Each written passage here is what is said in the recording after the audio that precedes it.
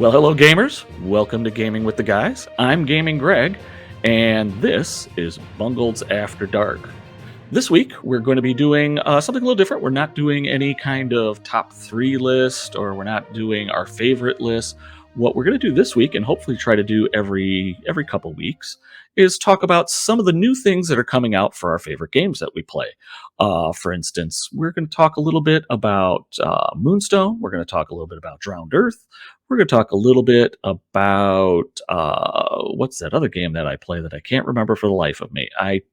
Well, we'll get into it. This shows you how well prepared I am for all these things. But anyway, so normally my partner in crime in this endeavor is the fabulous Gaming Jason. However, Gaming Jason is a little busy today. So I'm going to turn to my next best associate to help me. I go to him when I have all of my dice problems. When I roll too many 2s, I have to call in the doctor. So I'm calling in Dr. Dice. Hello, Doctor. Doctor is in the house. The doctor is in the house. I see you're in the fabulous Doctor Cave. Is it the Doctor Cave? What are we calling it? That's what we're going to go with for right now. That's fine. My lair. The doctor, your lair. My lair. Thank you very much. Hopefully you're not going to charge me $1 million for this appearance. No, it's $1 billion. Oh. Yeah, let's the jacket. Good to have you here today. So it's good. And I'll be honest, we were gaming quite a bit yesterday. That was a lot of fun at one of our friendly local game stores. Indeed. Getting in a couple of games. One of the games we're going to talk about one of the new things for that game, and we're going to talk about the game that we were playing, and hopefully we'll be getting some videos up of soonish. That's right. Soonish. So what's new in your life, Mr. Doctor? Mr. Doctor, the Honorable Dice.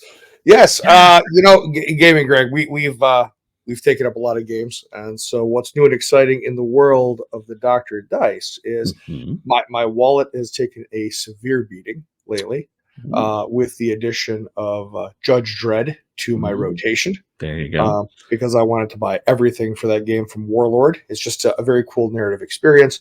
And then in addition to that, well, I think you know this, that the group that we have recently kind of begun to associate with, they feed into my worst habits. And so Conquest and Fallout, and there's probably War Gods of Egyptus or War Gods, whatever the War Gods series. Yeah, it's the whole gestalt of War Gods. These are all games that we're going to be getting into and playing on a regular basis, and that is not even including Leviathans, which will be coming out hopefully before too terribly long. So that's going to also be another thing that we do. Quite looking forward to Leviathans. I do enjoy the turn-based ship kind of combat game, and that one, the whole steampunk World War I vibe is. I'm looking forward to it. I like the first. I like the first iteration of the game, and then unfortunately they had their production issues. So I'm looking forward to it. It was supposed to come September-ish. They've already blown past that date, so I'm hoping before the end of the year. I'm thinking a little closer to Christmas. Honestly, it's there is so much that is going into this one, and they had so many stretch goals for that. Yeah, almost too many. Yeah. Well, you know what? When Catalyst does that, what I typically do is I just say, okay, it's going to be just a little bit before I get the game. I can be patient. It ain't a big deal. I got so much other stuff to play. I'm fine. I got so much other stuff to play, paint, and everything. They're not going to pull a Palladium on me. That's all I know. That's true. They will deliver. They will deliver. And hey, while we're talking about Kickstarters, yes, we should probably also bring up our friends from Olmec Games, owned by James. Don't worry about that. We will be covering that. Oh, are we covering that? Fantastic! You are jumping ahead, sir. Oh no, I'm ruining everything. We talked about this in the pre-show phase. We talked. I didn't know we talked about that. We talked. There was another thing. We talked about staying on target. Stay on target. Okay, Rogue Leader. We're focusing. This is happening. Or Red Leader. All right. Well, there you go. Well, let's get this started because we do have quite a bit to cover. Amazingly. So on the Kickstarter route, we have, and I'm going to add this here, and let's see if it blows up the whole thing. We have So first and foremost, and the reason why we're going to start with Moonstone is there's a lot to cover. Moonstone is a game that we've done a couple videos on. I love to death. It's got the whole card mechanic. It's got the whole fairy tale vibe to it.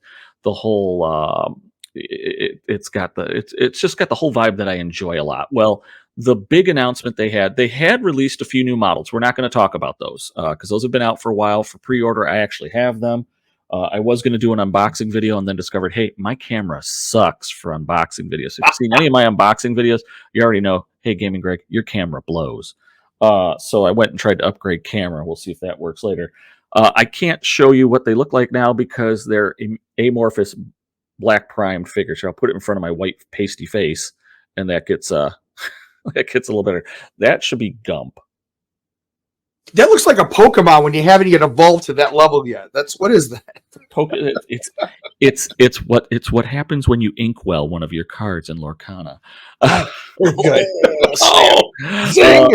Anyway, but they've come out with 4 new models. One box that is called it's the Weird Wood, which contains 3 figures. Contains the figure Root, the other tree folk spirit Snag, and Draenir, who's the fox spirit, the one that kind of helps Eric the Enlightened make his choices to become Eric the Enlightened of the La Shavat. So 3 beautiful figures that come with that box set. And then there was one individual tree spirit, which was Gump, and he's the big one. So 2 of those figures are on 40 mil bases. The other 2 are on 30 mil. So that's enough of the pre-release on that. And you could take a look at that on the Moonstone website and their shop. They have the cards and everything up for that. But the Shades of Moonstone Kickstarter is going to be coming out. Let me check my notes here. They haven't given a date for it that I've seen, although they may have updated their website or the Discord recently. But it's scheduled to be sometime October 2023. So it's coming up here really quick. I know they've been talking about it. What you may be seeing, so I'll be honest, a lot of my viewers are more Bushido orientated, so they're not as familiar with it. For those that are more Moonstone orientated, you may have already gleaned a lot of these releases from other venues, because what Tom over at Goblin King Games did is he kind of gave a little release to each and to about 5 or 6 different social media or content providers. What I've done for you, because I care so much about you, is I scoured the internet for these and have put them all in one location where you can find them. You're welcome. What a guy. So what we're going to get is we're not going to go too in depth over these. We're just going to see them. The cards will be there, the figures. We're going to get a lot of Dr. Dice's first impressions of them. That's right. We'll kind of go through them. And there are a lot coming for this Kickstarter. So let's get this party started. And so you see the little crest there, and that'll be on every page. That's for the new faction. So this will be the 4th faction. You have your Commonwealth. You have your Dominion, you have your La Shavat, and now you'll have your Shades. So, what do we got? Well, first and foremost, now the Shades are what people are calling the undead faction for Moonstone. And we're going to start off with probably the freakiest looking one in Abra Cadaverous. And he looks like he's a goblin. He's categorized as a spirit. Let me change up the screen settings on that. That might be helpful. Where you don't see our faces, you just see that. There you go.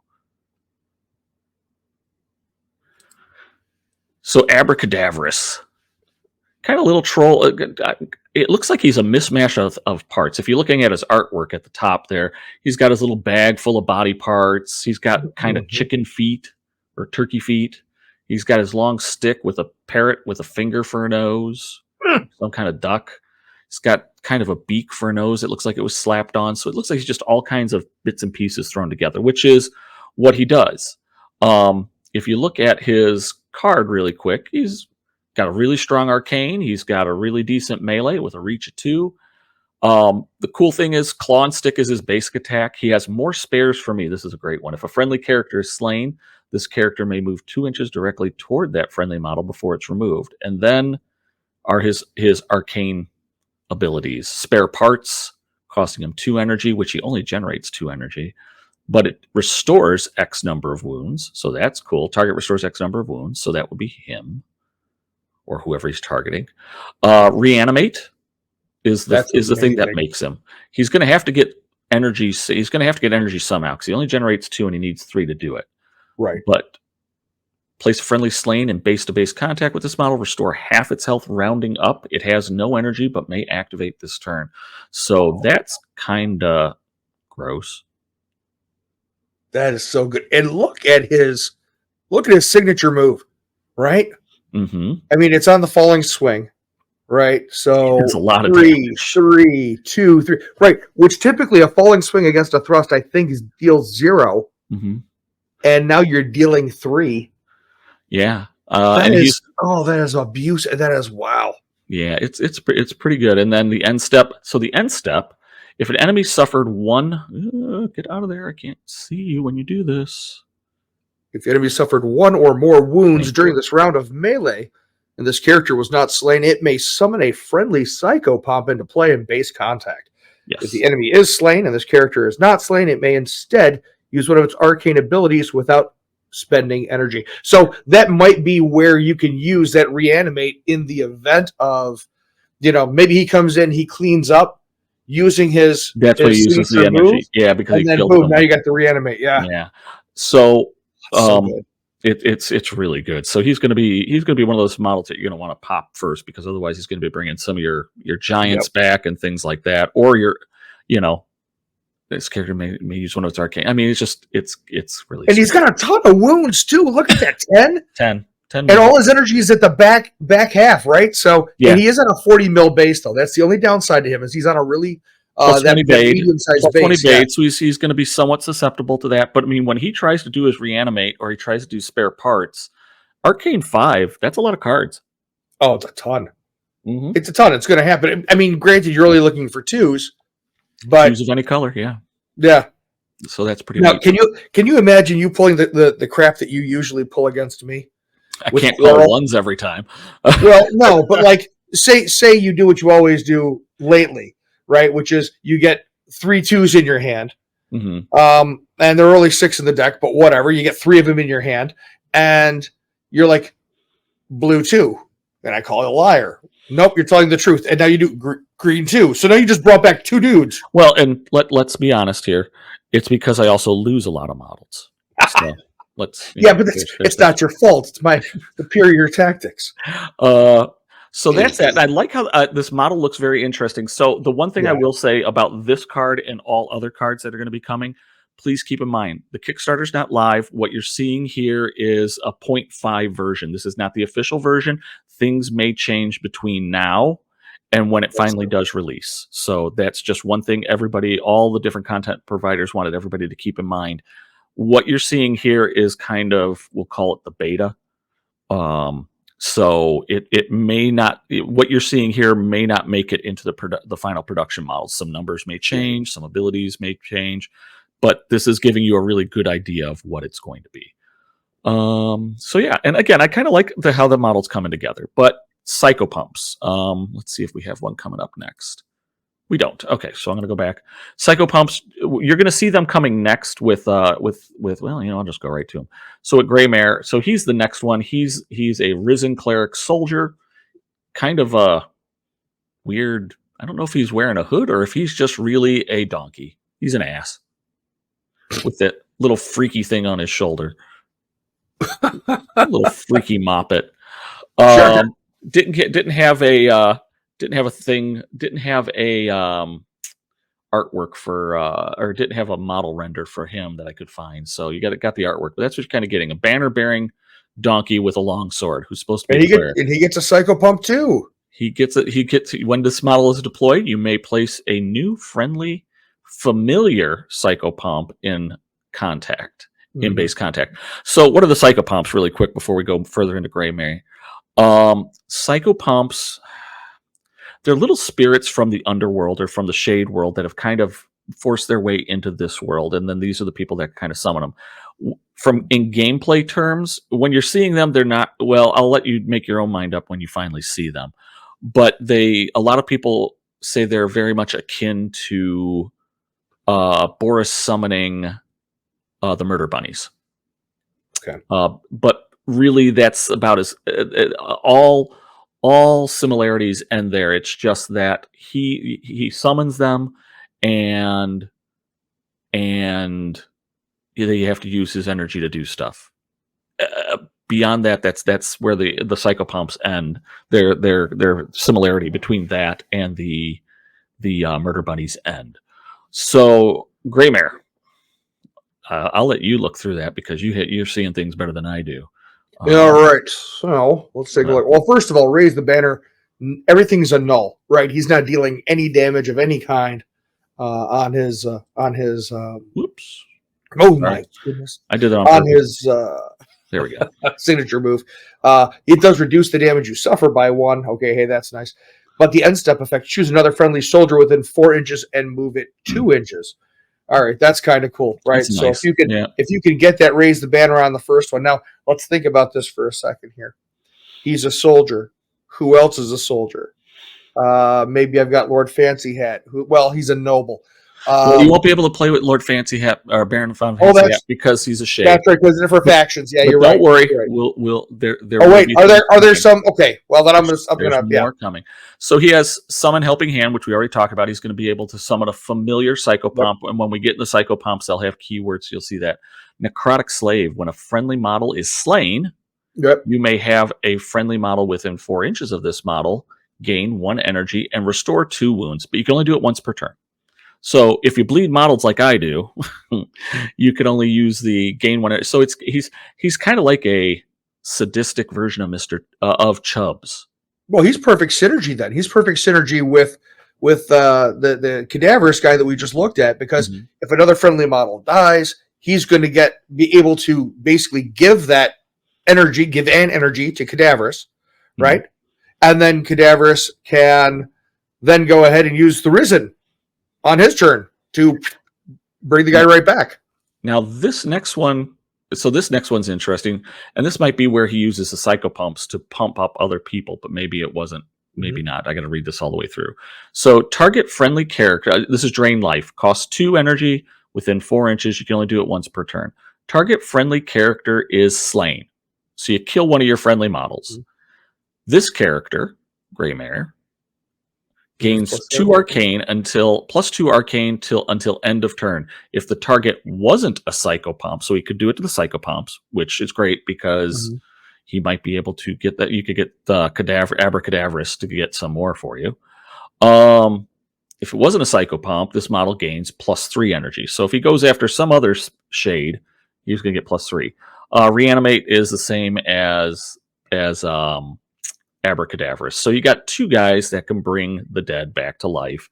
And with him, he's able to Necrotic Salve can give them energy and heal wounds, or he can just drain life and then really be able to bust out his arcane abilities.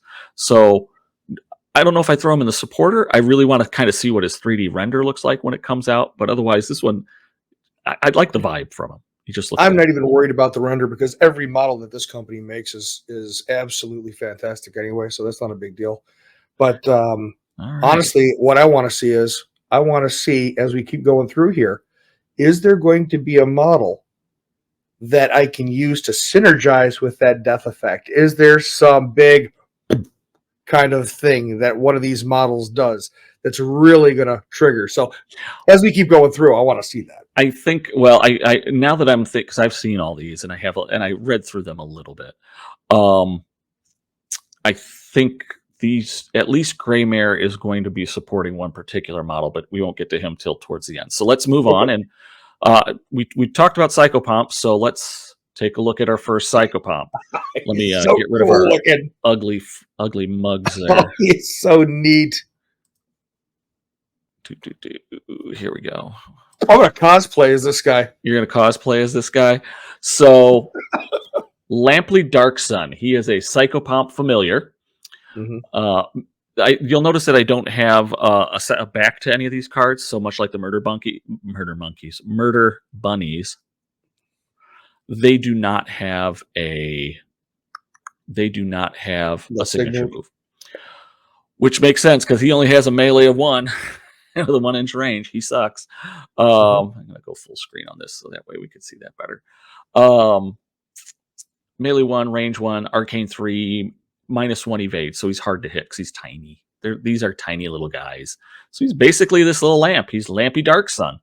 Psychopump. This character can only enter play when summoned. It does not activate and can never gain energy. Instead, while the character who summoned this character is active, this character can take actions including jog by discarding the required energy on the friendly character who summoned this character. Reaction steps and go for it can be taken in the same way. So again, a lot like murder bunnies, but just how they essentially work, and that's where the similarity ends. I like to think of these things, just kind of looking through some of their powers and whatnot, as they amp things up. They only have 2 wounds, so they're not going to survive long. But look at what this guy does. Summoner's Delight. If the character that summoned this model is slain or removed from play, then this character is immediately considered removed and slain. So he's gone. He's feeble. Don't expect him to do stuff. And Lantern. Enemy models within 4 gain +1. So basically, he lights them up. He's like a spotlight, making it harder, with shooting or spells or whatnot. He makes it easier for someone to do things against him. And then he has Blinding Light for 1 energy. Green X. Target model suffers -1 arcane stat until the end of the turn. Catastrophe, this character loses the Lantern ability until end of turn. So, yeah, basically, if you got somebody who's got a low arcane stat, and you're worried about them doing something, or you just want to better the odds, you get this guy within 6 inches of him, blinding light him, and then say, sorry, you're now down to a 2, or something along those lines. So, again, not overwhelming, easily taken out. But he adds a little twist to things, making things, +1. That's the double whammy. If you get them within 4, just being within 4 means they're +1 evade. So I'm going to get an extra card, and I could lower their arcane. Not that that's going to matter when they get their 6, but if they try to do something back, they're not going to be very good at it. So that might help protect those 40 mil bases that have the +1 evade. Thoughts, Doctor? Neat. Well, I think he's neat. I love that face. I love the model. I'm sure there are other interesting uses for him than just what he does.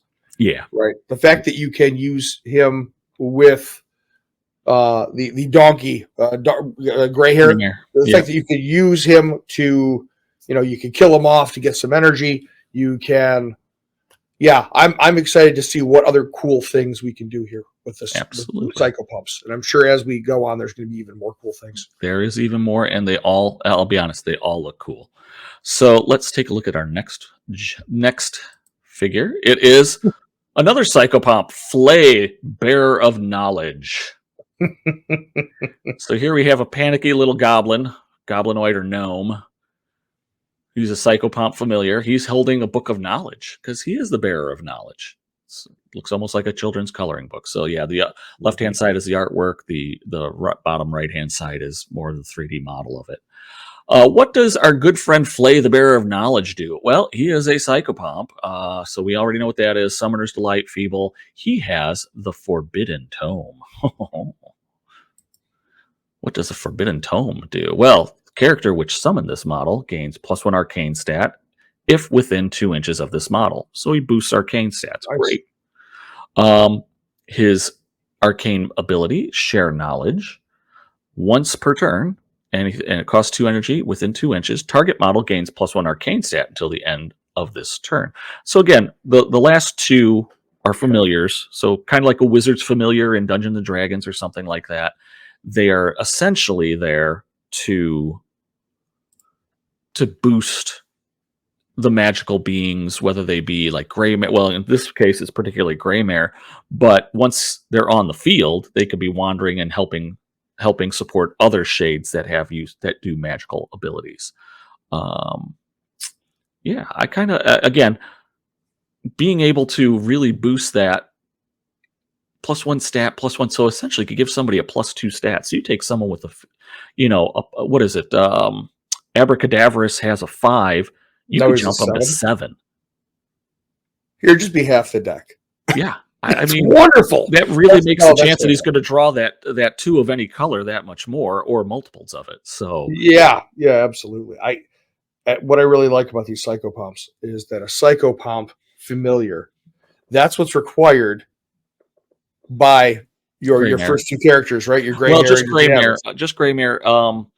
Oh, he's the one that Uh, wants a psychopomp familiar. The other one's just psychopomp. he's the one that. So Graymair brings in a Psychopomp familiar without having. It just brings one in. He starts the game. Nice. Nice. The other one, he can use Psychopomps here. We'll jump back really quick. Whoop, There we go. Yeah, so he's bringing it in with something to help you hand. Yeah. And then there we go. He just more space for me. Yeah, he doesn't. I mean, he could make use of it, but he doesn't really. Oh, it's on his end step effect, right? Yeah, it's on the end step effect, and it's any. I don't think it has any restriction on what. Right. Okay. So maybe they're psychopomps that aren't familiars. But what I really like about this is that depending on the force that you've decided to take, your customization, Gray Hair is going to be able to take either one of those type of to start the psychopomps, for free, right? essentially. Yeah. No, that's fantastic. That's excellent stuff.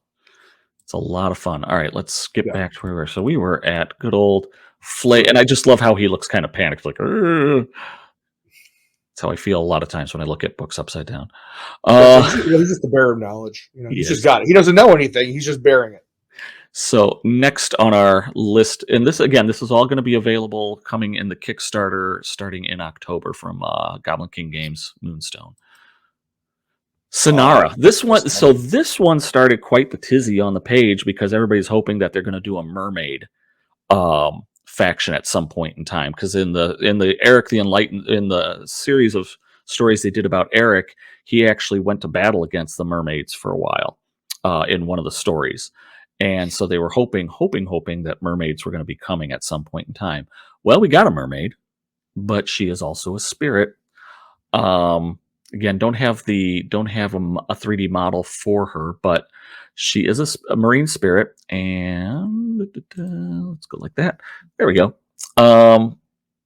Spirit to. You want to read through that for me, Mr. Eric? Yeah, sure. Here. So melee 3, range 1, arcane 4, evade of 0. Now here's where her merfolk magic comes in. When a character activates, place a 50 millimeter diameter water feature within 3 inches and line of sight on open ground. This remains in place until end of game. A maximum of 3 water features may be placed by this troop. If a 4th is placed, you must choose and remove a water feature you created earlier in the game. So she's creating these great little water features, which it's going to synergize probably nicely with some other things. But if you think about it, if your opponent has brought something like, I think it's Bristlenose, right? Who gets benefits for water while you're kind of helping your opponent out in that way. I kind of think of it as she's like the water version of any figures that create little woodland patches. Oh, for sure. So like a lot of the tree spirits and things like that. She does have aquatic. This model's jog actions are limited to 2 inches, may be done freely over water features. When this model takes a jog action, it may instead be placed within a water feature within 3 inches. So that's really kind of cool. She can just kind of teleport over, do whatever. Aquatic, yeah, she kind of looks like a little aquatic strigoi. No, never mind. Anyway, we'll talk about that later. That'll be coming. Strange Lights, 2 energy, 8 inches, looking for blue. It's a X move target, 2 inches directly towards this model as a friendly or a friendly Jeremy Lord of the Deep. You're gonna love that one. Save the non-Jeremy jokes. I know they were coming. No, they are certainly not. That model would cost nothing. Well, actually, it would be expensive because it wouldn't pay for anything. Yeah. It would make other people pay for its energy. Then the target suffers 4 wounds if it ends within 2 inches of a water feature. Nice.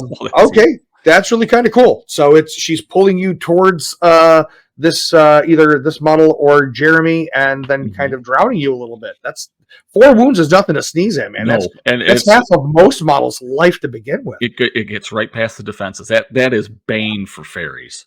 Yeah. Oh my god. Yeah, that's vicious. That's absolutely vicious. Resisting player may move this model 2 inches. Okay, catastrophe. That stinks, but it's not the end of the world. Summon from the depths once per turn. Place a friendly Jeremy, Lord of the Deep, within target water feature. Then a friendly character was slain this turn. This character gains +3 energy. Place a friendly Jeremy, Lord of the Deep. Let me ask you a question. Sure. And maybe we'll see it on the next card that you're going to show, which is clearly going to be Jeremy, Lord of the Deep. Very possible. Is Jeremy something that can be summoned in? Like, are you summoning Jeremy with this action? So, yeah, if you're going to probably be using that, if you're going to use that ability, don't put him in your force. You're just going to try to summon him. Okay. It's just, you get the added bonus that you get 3 energy if someone dies during the turn. Is that how I'm reading it? Yeah. So, like, if a Psycho Pump, for example, if a friendly character was slain this turn, this character. So Sen'ara would get 3 energy if something was slain during the turn. Okay. So you blow up a Psycho Pump with somebody else, and then you summon in Jeremy, and she gets 3 energy for it? As long as somebody, a friendly, then if a friendly character, so if she loses an ally. Right. Yeah. Then she's going to get 3 more energy. But now, keep in mind, you can only summon 1 Jeremy, Lord of the Deep, because there really is only 1 Jeremy, Lord of the Deep. Her signature move, upgrade for sweeping cut, it's really basic, no end step. It's all, she can't, not against high guard and low guard, but man, she does a decent amount of damage on everything else, whether it's falling swing, thrust, sweeping cut, or rising attack. 3s on those and 2s on the thrust and sweeping cut. That's nasty. It is, but I'm also not seeing any bonuses. I'm not seeing a whole lot of damage mitigation, with the exception of the one special on gray hair. But I'm not seeing a whole lot of add modifiers for damages. Right, impact, slicing. You don't really care. It doesn't matter. It's just this is what you're going to do. Yeah. All right. So we've talked about him. We're anticipating him. Jeremy, the Lord of the Deep, we summon thee. I clicked it. It wasn't working. Here we go. There's our Jeremy, Lord of the Deep. I expected somebody a little bit bigger and tougher. I mean, the monocle's a thing, though, so let's go with it. Look at that hat and that John. Oh, he's a psychopomp! He's a psychopomp. Of course he's a psychopomp. Oh, that's awesome. He is the most dapper frog, mer person thing, mer catfish frog person there is. Wait a minute. So you could bring as a psychopomp. Well, no, that's why. Because the psychopomp familiar is not who he is. But the other guy, Cadaverous, through his special, he could get this guy. Okay. He could. A lot of conditions, a lot of cool things happening. This is a fun faction. A lot of fun things happening. And again, I love the psychopomps. They're almost like little, they are familiars for the one, but they're just these little dudes that just add some little special things. Yeah. So Jeremy, again, there is nothing special about him. He is weak. 2 wounds, psychopomp animal, so he has some synergy with things that might work against animals. But again, he is strictly shades. 1 melee, 1 inch range, 0 arcane, -1 evade. Now, granted, it's not going to be. He has the psychopomp rules, which we've already talked about, where he has to use the summoner's energy to be able to do anything. Summoner's Delight, if a summoner dies, he's gone. Feeble, he's going to be sucking a lot of energy, and he's not going to be doing a lot of damage if you do throw him into combat. He is aquatic, so he doesn't move very quick, but he can jump from water point to water point. So Sen'ara is going to be thrown down the water. He's bouncing around in it. He does, however, have the once per turn ability called Splash. Once per turn, this ability may only be used if this model is within a water feature. So basically, he's in his little tub, and he splashes someone. Models within 2 inches of the water feature this character is within suffer 1 wound. Not enemy models. All model. And it's not just one targeted model. It's all models within 2. That's going to be him too, right? He's going to take one as well. Because he's within 2 inches of the same feature. Yeah, well, again, keep in mind this is the beta, so good thing you called that out. They may have to address that. I would assume that he wouldn't, because he's going to be because he only has 2 wounds, so he'd only be able to do it in 2 turns. but I could be wrong. Roll back to Sen'ara for 1 second. I want to see how much the energy is. So summon from the depths is 2. 2. Right? So it costs 2. And then if somebody dies... She does it. Okay. So she does it. She brings... let's see. So say nobody died. Okay. So say nobody died. And now you've got Jeremy. Oh, I've got to plug in this laptop. I think it's going to flip out on me.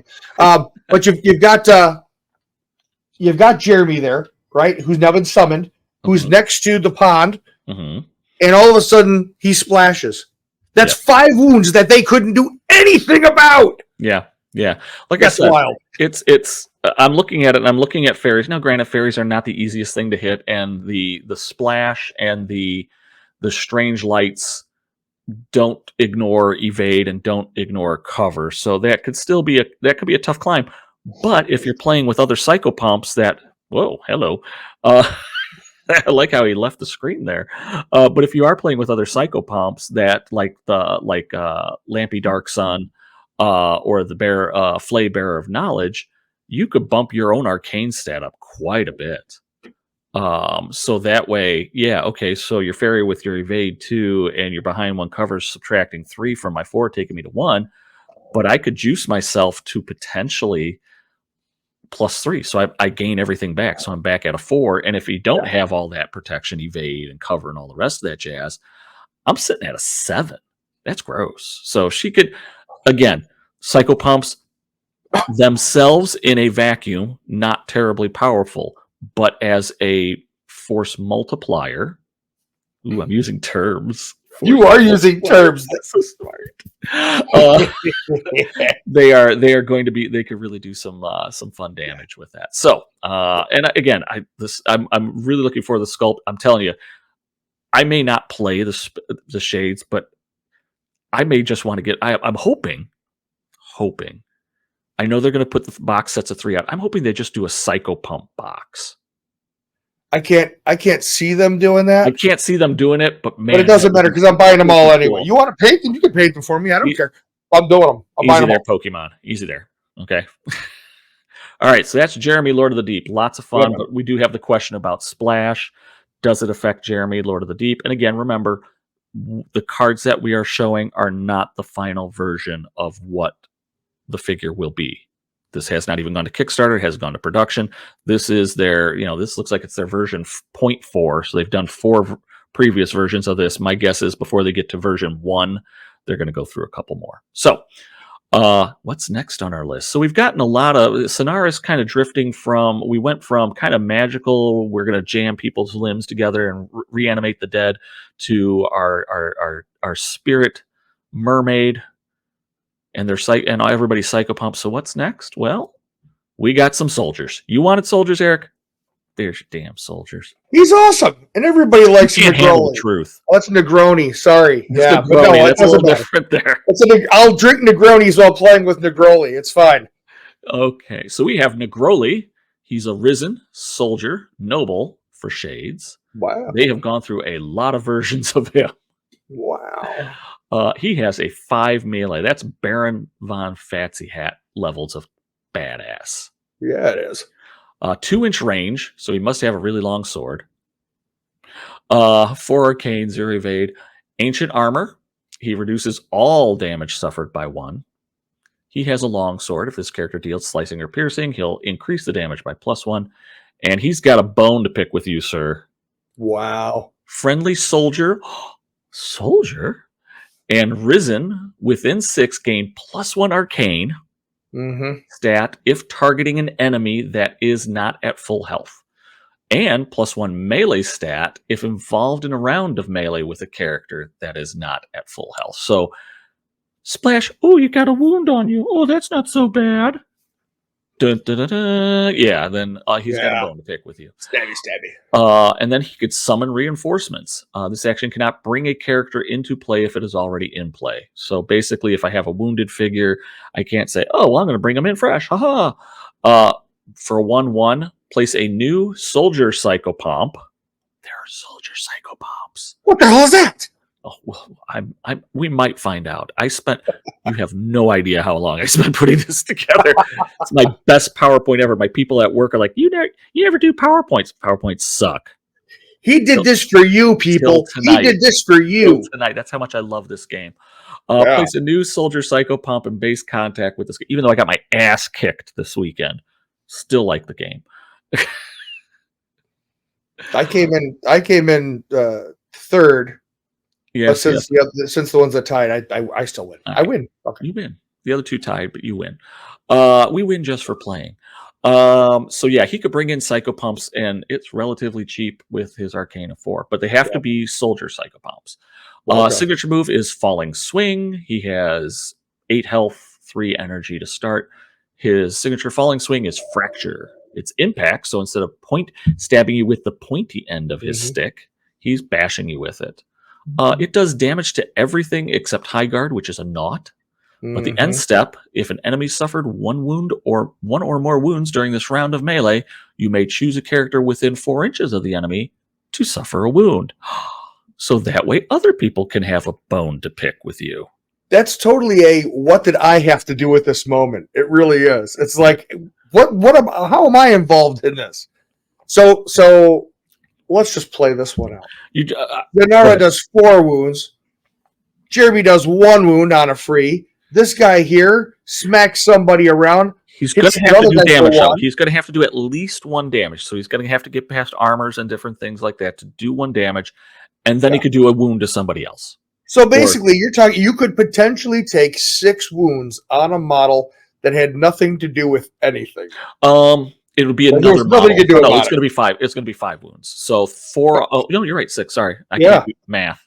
That's wonderful. Probably why I lost. No, that's. I mean, I realize that it's a whole lot of commitment to one area of the board, and you're really trying to. But still, the point is, this could be very interesting in a match where you absolutely positively need to eliminate somebody who's carrying a couple of stones. Oh yeah, and eliminate stones or just have a really hard target that you can't put the damage on. You know, splash doesn't require you to do an arcane check. It's just everything within 2 inches takes it, as long as you don't go in the water. Otherwise Lord Jeremy is going to splash you. And watch out for Negroli, because if he stabs something else that's not terribly and he could probably do it with a 5, a 7 if he's attacking. He doesn't get the bonus damage from longsword when he's doing it because it's impact damage.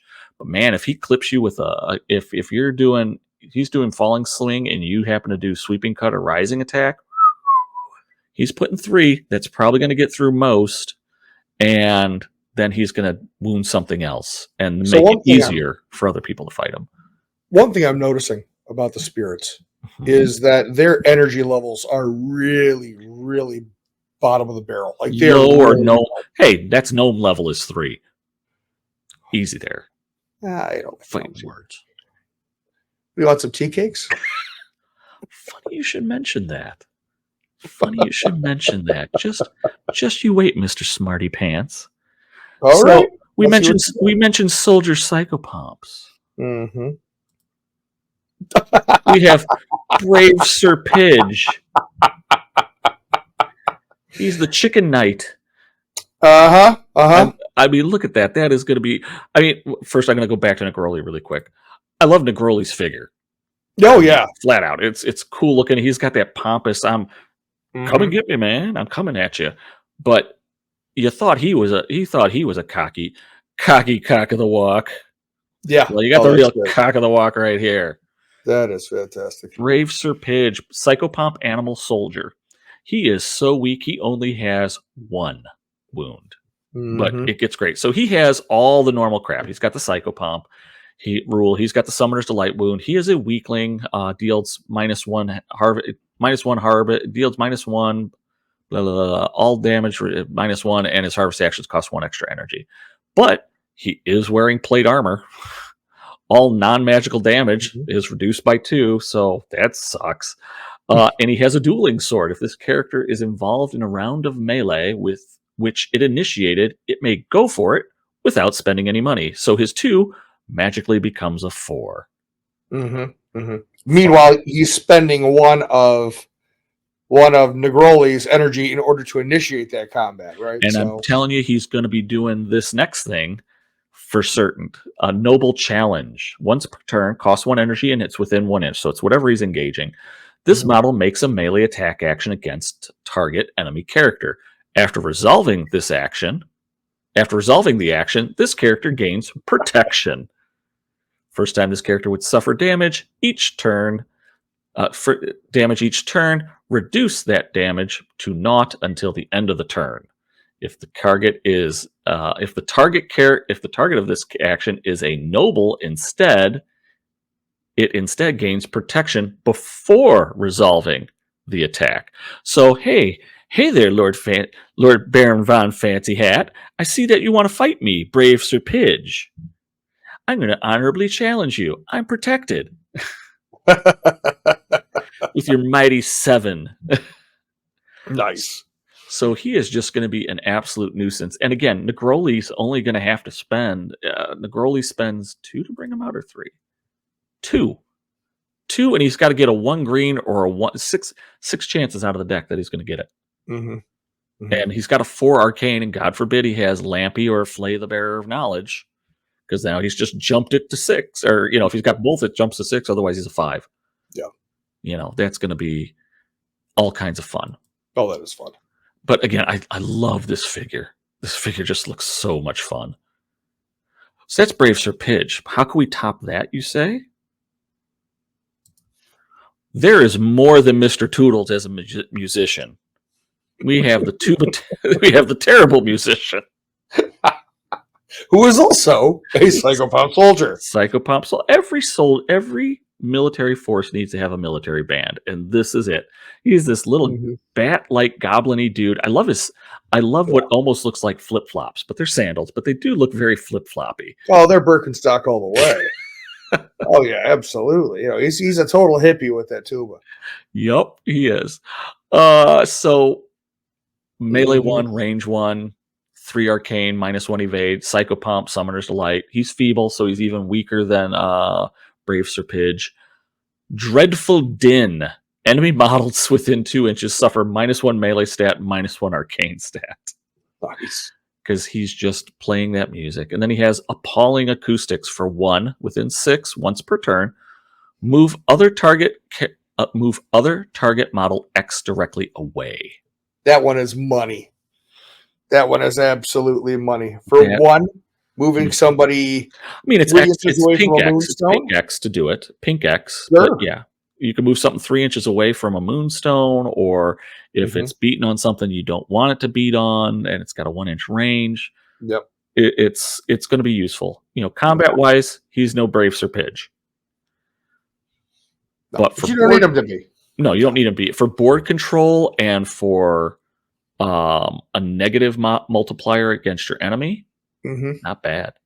Not bad at all. I like that a lot. And, he's going to look really cool. I can't wait to see how people are going to paint up these tubas. That tuba just looks so cool. Yeah. All right. So that's our Psychopomp soldiers. So who do we have next? Because I can't remember in my deck what's next. So we're going to click and see.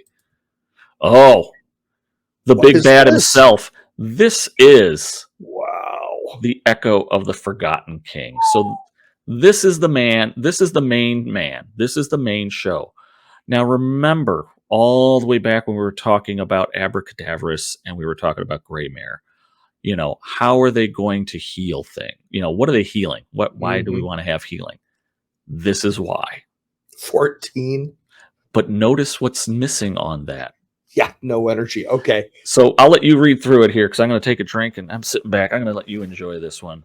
All right, well, give me the full screen. Give me full screen. That's the one that I was worried about. I was telling you earlier. I was a bit concerned on that. This is the one. This is the one. There you go. All right. Melee 4, 2 inches. That's beautiful. Arcane 4, evade +2. Yeah, he's easy to hit. Well, Fleeting this model. I'm going to interrupt you really quick. His keywords: Spirit, Elric, and Noble. That's interesting. Yeah, just chew on that. We'll move on. This is I know one other model that also has Elric, but okay. Yeah, fleeting. This model does not generate energy, but may never gain or spend energy and may not take actions normally. Instead, it may suffer 2 wounds to make a jog action, melee action, arcane action, irrespective of the normal energy cost. Step action, reaction, step, or go for it. If this character would be slain by these wounds, the action is not performed. If this character would discard energy, it instead suffers 2 wounds for every point of energy it would discard. This character may not enter play through reanimate. Okay, so it's kind of a one and done here. Increase all melee damage dealt by +3. Cause this character causes magical instead of type listed. Young Jack doesn't care. Everybody else, that's kind of. I think Mama Gimbal has the same protection against magical energy, but still, that's. Does she? Okay. Yeah. Terror Blast 2, 8 inches. Target suffers X magical damage or X +1 if the target is not at full health, which facing these guys, you're probably not going to be. There are so many ways for them to just kind of ding you without you wanting them to. Target suffers an amount of wounds equal to the number of wounds that is currently suffered. So Catastrophe is really nasty for it, so just don't let yourself suffer one of those. 40 mil base sweeping cut, again 14 wounds, which is a monster amount of wounds, except you're going to be cutting yourself constantly. Let's see. Upgrade for sweeping cut, magical. High guard, it's a 0, right? It's not a naught, which means it's still +3 damage. Yep. Falling swing goes to 5, thrust goes to 5, sweeping cut goes to 4, rising attack goes to 5. Even low guard does 3 damage on this guy. End step effect, this model suffers 2 wounds. All other models within this character's melee range suffer 2 magical damage. Then all other models in this character's melee range are moved 1 inch directly away. All other models. So you're not going to be ganging. If you have psychopomps that are close, they are dead because they're going to be taking the damage. So he's got to be basically in there by his lonesome, unless maybe the psychopomp psychopomp could be on the other side of put the tuba guy on the other side or something. But wow, there's a lot to look at here and a lot going on here. And 8 inches is no joke. No. For the Terror Blast. Wow, I really dig this fig. I'm looking at the way they've got the smoke coming up. They don't really have it on the 3D render. So if that ends up not being on the final model, that'll be kind of fun to model ourselves. Maybe using modelers, balls or something.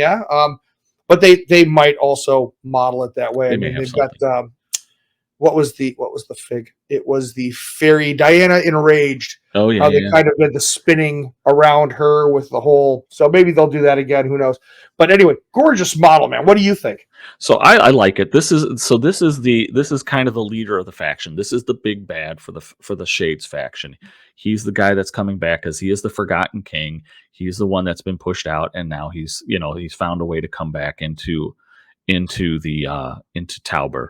And he's here to wreak all kinds of holy hell. I think he's going to be, if you have Abra Cadaverous in there and you have Graymair in there, he is going to be one just absolute nightmare to deal with. He's cutting himself to move and do that, but let's say he's going to cut himself for 6 damage to get into combat. He has no way to resist things, but he's going to heal. If you don't wipe him out, he's going to heal. They're going to heal him up pretty damn quick. Or if you could just move him into position, against 2 inches really covers a lot of distance. So you could cover some vital moonstones or whatnot. It's almost that where you just want to get him into place. Or if I haven't seen any shades that move friendly models around. But if you did have that ability, hang on a second, I want to check something. No, there's one. This is him, yeah. Move target model, yeah. So he could actually move X inches away. So he could play his terrible musician, and it doesn't say enemy, it just says target model. Yeah. So I could push him into position without having to cause any wounds, and then when he activates, he may have to move, or he's already engaged with something and then can slice him. Now, I'm going to say his favorite target is anything that has a 1-inch reach or range, because then he could really sit back and just dish out the abuse. Now you notice he's got to take 2 wounds even to make a jog action, so it's really important that. Yeah, that's really important that you move him. But wow, such a cool thing. I wish he were on a 50 mil base. That a little bit extra would be nice. Yeah, he's on a 40. Yeah, but but man, he might be broken out of 50. I mean, yeah, that'd be too much space to cover. So I think 40 is going to be appropriate for it. And he's also pretty vulnerable to Arcane with an evade at +2. That means I'm getting 2 cards on it. So think of this: Revenge of the Forest Friends. Joanna's only a 2 or 3. No, she's a 3. She's a 3. She now becomes a 5. no. Anything that's you thought Quarrel was nasty before. Yeah, Quarrel you have a whole was too. fistful of cards. Yeah, and he's just Quarrel's like, just I have all the cards. I'll just throw the 3 down and I'll take the 6 damage. I don't care. Hey, that's actually a very interesting point of strategy, though. It's like when you know you're giving your opponent so many extra cards, are you less likely to call BS? I mean, I would be a lot more hesitant to call BS. I'd really have to. Really I'd have to do depends on the Larry David where I really look in your eyes. It's really going to depend on it's going to work 2 ways. It's really going to depend on what's in your hand and what they need. So, for example, if it's like Negroli who needs 2 colors, blue or he's looking for a number, but it could be any of the colors. That's a hard one to stop as compared to Quarrel, who's looking for 1 color, but it could be any number. Yeah. So I love that about Moonstone. It's the very subtle. Maybe it's not subtle. Maybe it's just subtle to me because I'm a very blunt instrument. But it's those little things that just make it better. And again, I don't have to rely on dice. Dice don't screw me in this game. I screw me in this game. All right. Well, he's a dude, so he's got to have a Psychopomp, and it's probably going to be the best, most kick-ass Psychopomp of them all. What do you got? Are you braced for this? I'm ready. I'm sitting down. You're sitting. That's good because I haven't slid off the cherry gun. We're good. Okay. It's the Teacake of Torment. Come on! Come on! Seriously? Look at him. Seriously? I mean, first of all, that face. Look at that model. Look at the model. He's got a little bite taken out of him. Yeah, well, Mama Gimble, and then, oh my God, that is so good. Oh, that was terrible. She threw it out, and look what happened to it. Oh. He is just a Psychopomp. That is crazy, man. That is crazy. The little face is just so creepy. Oh, he's so creepy. I want that STL of that, but I want it huge, and I want to put it on my desk because that's how I look half the time at work. All right, so Psychopomp, 1 melee, 1 range, evade -1. Okay, all the standard Psychopomp stuff, but for 1 energy, he says, "Eat me." So 2 inches, target friendly character restores 2 wounds, and this model suffers 1. Hence the bite. All right, cool. That makes sense, right? And it's not any kind of Psychopomp. It's just a Psychopomp. So the only thing that would be able to, so the one that's going to, Abra Cadaverous could pull this out, or you just have it with you. But this is one of those where you're probably going to heal. So he's probably going to be Echo of the Forgotten King's not bestest friend, but a friend. Because all he's going to do is just sit back there going, "Eat me." So he can get 2 wounds, but you probably want him on a different controller. So that way the Forgotten King gets full effect of the 2 wounds being healed as compared to him only healing 1 because he had to sacrifice 1, which was, it's going to be pointless then. Or somewhat pointless because 2 and he's gone. But then you're going to also have that where you could try to heal him too with Abra Cadaverous or Graymair. So lots of little synergies, lots of little things to do. And aside from fact, just freaking tea cake. That's cool. Teacake. Tom, good job. That's good. I like that. Honey, I'm telling you, one of my batches of tea cakes went bad. It went rogue. I had to get rid of it. I had to throw it out, and now it's haunting the countryside. Oh my God. Well, that's fantastic. So is this the last model for the Kickstarter? Oh no. Oh no. Oh, there's more? So we've gone through I think almost all the Psychopomps and spirits, but that still leaves other things. Holy crying out loud. Oh, wait, there's one more spirit. So this is Igor the Servant is the Forgotten King's servant who is also banished to him, and he's in eternal servitude. So let's get rid of our mugs and get a better look at this one. Here you go, sir. All right. Okay. So He's weak in melee, 1 range, 3 arcane, -1 evade. Now, here's what's interesting. He's null on his entire signature move, and the only thing he does is run away towards the nearest friendly noble, who in this case is probably going to be the boss. Or Negroli. I think Negroli's a noble. Or Negroli, yeah. Now, what's interesting, though, is, let's see. So, Strength from Beyond costs 0 once per turn. He restores 1 wound, so he's basically just regenerating every turn. If a friendly model was slain this turn, target gains +3 arcane until the... Or is it +1 or +3? +1 arcane until the end of the turn. So he can go up to 4 if somebody got killed, or if a psycho pump got blown up or eaten or whatever. Now, Eternal Servitude, 2 energy, 4 inches. Oh, you have something going on? No, you're fine. You're fine. I was going to say, you were reading something else, but yeah, that Strength from Beyond looks cool. But Eternal Servitude is what's going to make him awesome. But continue, target please. Human or noble human. There's humans in this faction. That ought to be interesting. Restores X wounds. So he's going to be helping out the boss for sure. Well, target also, Risen or noble restores X wounds. Okay. And keep in mind, he is a combination. So he could be in Dominion or Shades. Oh, wow. I didn't even look at the symbol. Wow. And there are plenty of great... I mean, he goes with goblins. He goes with... Okay, that's very cool. Or the Black Powder Pirates. Oh, I have it in my bag upstairs, and I haven't yet put together. Well, that's a project for tomorrow. Okay, catastrophe. This character is immediately slain. You fail, you die. That seems to be a real trend with this faction. If your chosen faction is Shades, place a new Echo of the Forgotten King. What? What? If your chosen faction is Shades, place a new Echo of the Forgotten King in base contact before removing this model is considered a permanent additional character in your troop and may activate this turn. So you just have him on your sideboard and you just rush Igor in. Nobody's going to want to kill Igor. Igor's going to kill all the freaking stones. And then you kill him and it's like, ba-bam. Hold on, you got to see my...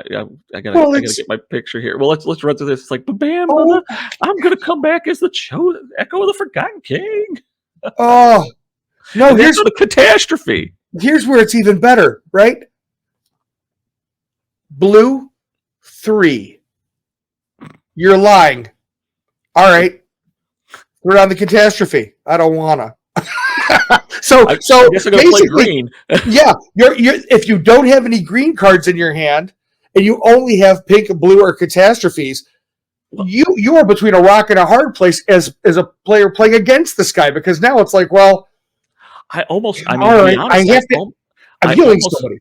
Yeah, I almost don't want to put the Echo of the Forgotten King in my list. I'll put Negroli in there because Negroli's a noble, so he could take it. He could get healed from blue and from pink, so that's awesome.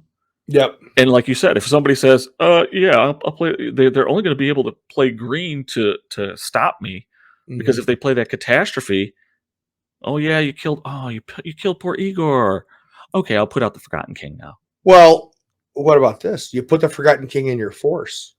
You rush him up, make him do things. He dies because he's been cutting to get the whole. He's been using his life force for energy the entire time.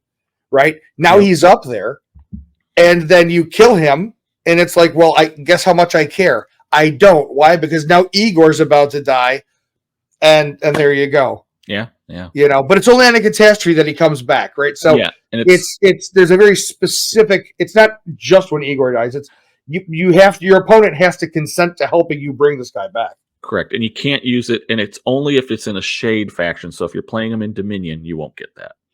Right. Because that would be just awful. And then he has Reanimate. It's two of any color. Place a friendly slain model in base. So it's a great way to bring back the Teacake of Terror, or granted with only 1 wound, but I just want him for a quick heal.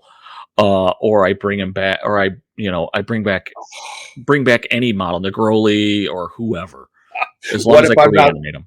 I don't want to bring back a Shade. What if I want to bring back some Dominion dude? Definitely, for sure. Any of the giants? Thank you. Any of the fairies. Oh my God! Think of the synergy with Belladonna. Well, at half health. Just remember though, half health. Right, but Belladonna, I think when she blows up, I think she kills somebody else too. And then, Let me find out. Keep talking. Keep thinking. I like where you're going with this. Right. So you've got some kind of little beautiful combo action going on there, right? Like the fairy blows, it dies, you bring her back. Yeah. Wow, wow, wow, wow, wow, wow, wow, wow, wow, wow, wow. That's so awesome. That is so much good stuff. So there's lots of fun things to do. Lots of fun things to do in there. All right. So I'm excited. I got you excited with Igor, and now we have extra ways in which to play the Forgotten King. So that's loads of laughs. Not just the Teacake of Terror. No. But he's awesome. All right. So what's next? Well, you have fawns. You can't forget the fawns. So this is Lashavat Shades. Right? Is it Lashavat Shades? Yeah, it's Lashavat Shades. A occult fawn spirit. She is a fawn spirit. Morag fawn spirit. She has a 3 melee, 1-inch range, 4 arcane, -1 evade. She's slow. Model can only jog limited to 2 eclipse. When an enemy targets this character with an arcane action, you may reveal a green 2 or a pink 2 from your resist hand before any cards are played. If you do, this character immediately gains protection. The first time this character would suffer damage, reduce that damage to naught until the end of the turn. Nice. I play a pink 2. What are you calling? Yeah, well, I don't care. So it's Quarrel's ready to line up that shot. Oh, well, I got a pink 2. Or I got a green 2. Oh. Yeah. Oh, Shadow Walk. 2 X inches. Nice. Yeah, just X times 2. Teleport anywhere. Hunting Ritual. Attack is not modified by evade, so that's helpful. But she needs 3s in any color. So there's only 3 shots at getting this. Target suffers amount of wounds equal to half the number of wounds rounded up. Equal to half the number of wounds rounded up they are currently have remaining.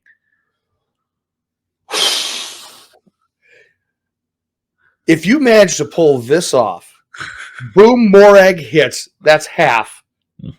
Then Senna grabs you, 4 more wounds. Sen'ara, yeah. If you're near water, yeah.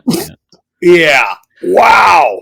And she's mobile. I mean, you thought the grub was mobile.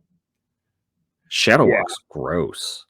Well, yeah. I mean, and there's somebody else that also has this ability, something similar to this, but the ability to be placed, up to 6 inches on a table that side. Yeah, 6 inches is. You're 10 inches. You're 10 inches in. I could be placed 6 inches, and I could still take a jog. So essentially, I have a potential of 10 inches. Yeah. Minimum 6-inch place. Jogs 2 inches. Oh, jogs 2. Yeah. Okay, so that's the limiter. But no, look, 4 energy. That's great, right? 4 energy is nice. It's more than the rest of the spirits. It's that. Oh no, she only has. Oh yeah, she has 4 energy. So that's pretty damn good. I like the shadow form is not all the way through, right? But your opponent deals not damage to you this round if they have 4 wounds or fewer remaining. So if they're wounded, jump in with somebody who you've already beaten the tar out of, and they're not gonna. As long as you get a high guard, you're fine. And I do love the render of the model is really cool. Yeah, I like how that looks. So I think that's going to be a tremendous. I mean, it'll be very decent in shades, but I think it's going to be a tremendous addition to a lot of the tree spirits that they have coming out for Lashavat, or just general Lashavat. Anyway, it's going to be kind of fun with them. So, I can think of a bunch of stuff. And actually, so in the cult, you've got those characters that do increase, right? They synergize with fawns really nicely. And I'm trying to think. Hoff could move her too.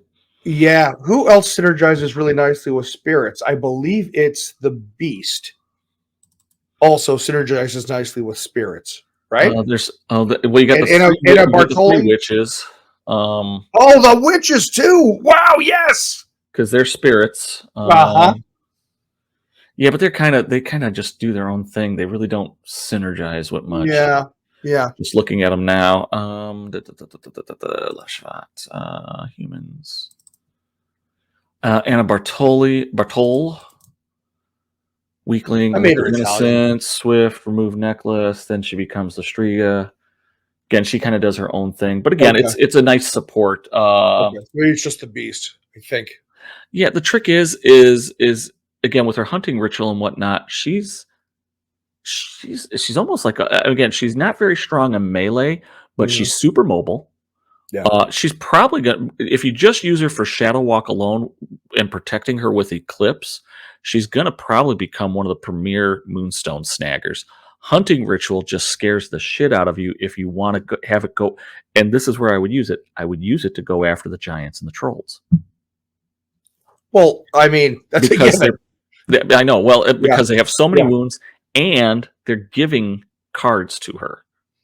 Yeah. Yeah. So now So- she's an Arcane 5 or an Arcane 6 against them, Mhm. and you maybe get one of those 3s. Can you imagine? If Can somebody imagine calls getting you on it, 2 you 3s actually in your have it. hand? You had 2 3s. Oh, that'd be. So you're done at 25% of the initial starting wound. So you started off with, what is it? I think 14, whatever. And now you're down to what? 5. It's like, come on. Oh, that's great. Now this is a really, really cool. This is a really cool fig, and I'm enjoying some of the cross faction stuff. Callista probably synergizes well with her. Oh yeah, man.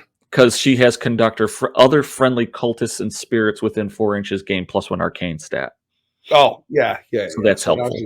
That's probably the big one there. All right, so that's Morag, but yet there's more. I was trying to remember what the one guy said from all the. But wait, there's more. Yeah. If I could click the thing, then there's Mr. Petty, Gravedigger. He's a human. He's a human. He's also a rogue. He's a rogue. He's your Gravedigger. Melee 3, range 2 inches, arcane 4, no evade. He is Dominion and Shade. Mm-hmm. He has a spade. If this character deals impact damage, increase it by +1. He's a Gravedigger. When this model takes a harvest action, reduce the depth of the stone by 2. Yay! Keep him fresh. When this model or a friendly risen model enters play via reanimate, it may restore 2 wounds. Remember, most of the reanimated come back with half their wounds. Mm-hmm. Other friendly models entering play via reanimate may restore 1 wound. Very nice. Okay. Very nice. Chef kiss. Guiding Lantern. When a friendly model enters play via reanimate or reanimate Joby, it may be placed in base contact with this model instead of the originator. So now I have 2 points that I could come to. And then he has Sinkhole, which is very similar to... It's either Morris or... Oh, God. What's it? Target suffers X wounds and gains slow until the end of the turn. Signature, he has... my thing. There we go. He has 8 wounds, 2 energy, so low on energy. Low guard is a signature move. Slip into the shadows. Not on all damage he's dealing. And end step, you place this model within 4 inches. So it's basically kind of a getaway. Yep. You managed to play the low guard, and he is warping out. Yep. And then you probably put him late game, like turn 3 or 4, as a roadblock to protect if he's not going to dig it up himself, he's going to make sure that you can't dig it up because he's got that 2-inch range. Mm-hmm. Oh, well, no, see, here's the thing. As long as he's got his 2 energy, if he's near that stone at the beginning, he takes his jog to get there. Mm-hmm. Now, and he's not slow, right? And now he goes ahead, the first dig action, if it's a 4, now it's a 2. If it's a 2, now it's a 0. Right. Or 1, he picks it up. Yeah. So basically, he's going to pick it up, and no matter what, he's always going to pick it up in at least 2. Yeah, that's great. 2 things. That's really cool. And the model is kind of cool. I like how the 3D model of it is. It's looking pretty hip. Yeah, for sure. All right. I think that might be it. It is. All right. Well, so I want to applaud Greenway and the guys over at Goblin King. That's a great. That is going to be a very good Kickstarter. I see many people's wallets getting damaged by it. So I will put a link. I don't know if they've put a pre-thing out for the Kickstarter, but I will make sure at the bottom of the page, not in the comment section, but down below, I'll make sure to put some link to the Kickstarter or to the Discord or to somewhere where you get more information and get an alert on when that Kickstarter goes live. I have a feeling that it's going to make its money really quick, and I don't know if there's going to have a lot of stretch goals to it. I gotta be honest, I hope not. The fewer stretch golds, the quicker I get my stuff. maybe, They might have some stuff. You he's never know. got a token set out for every one of the factions. I wouldn't be So there might be surprised if he something put like that a a token token set for that. set or something, not a freebie, but it's going to probably be an add-on. But who knows? Again, we're speculating.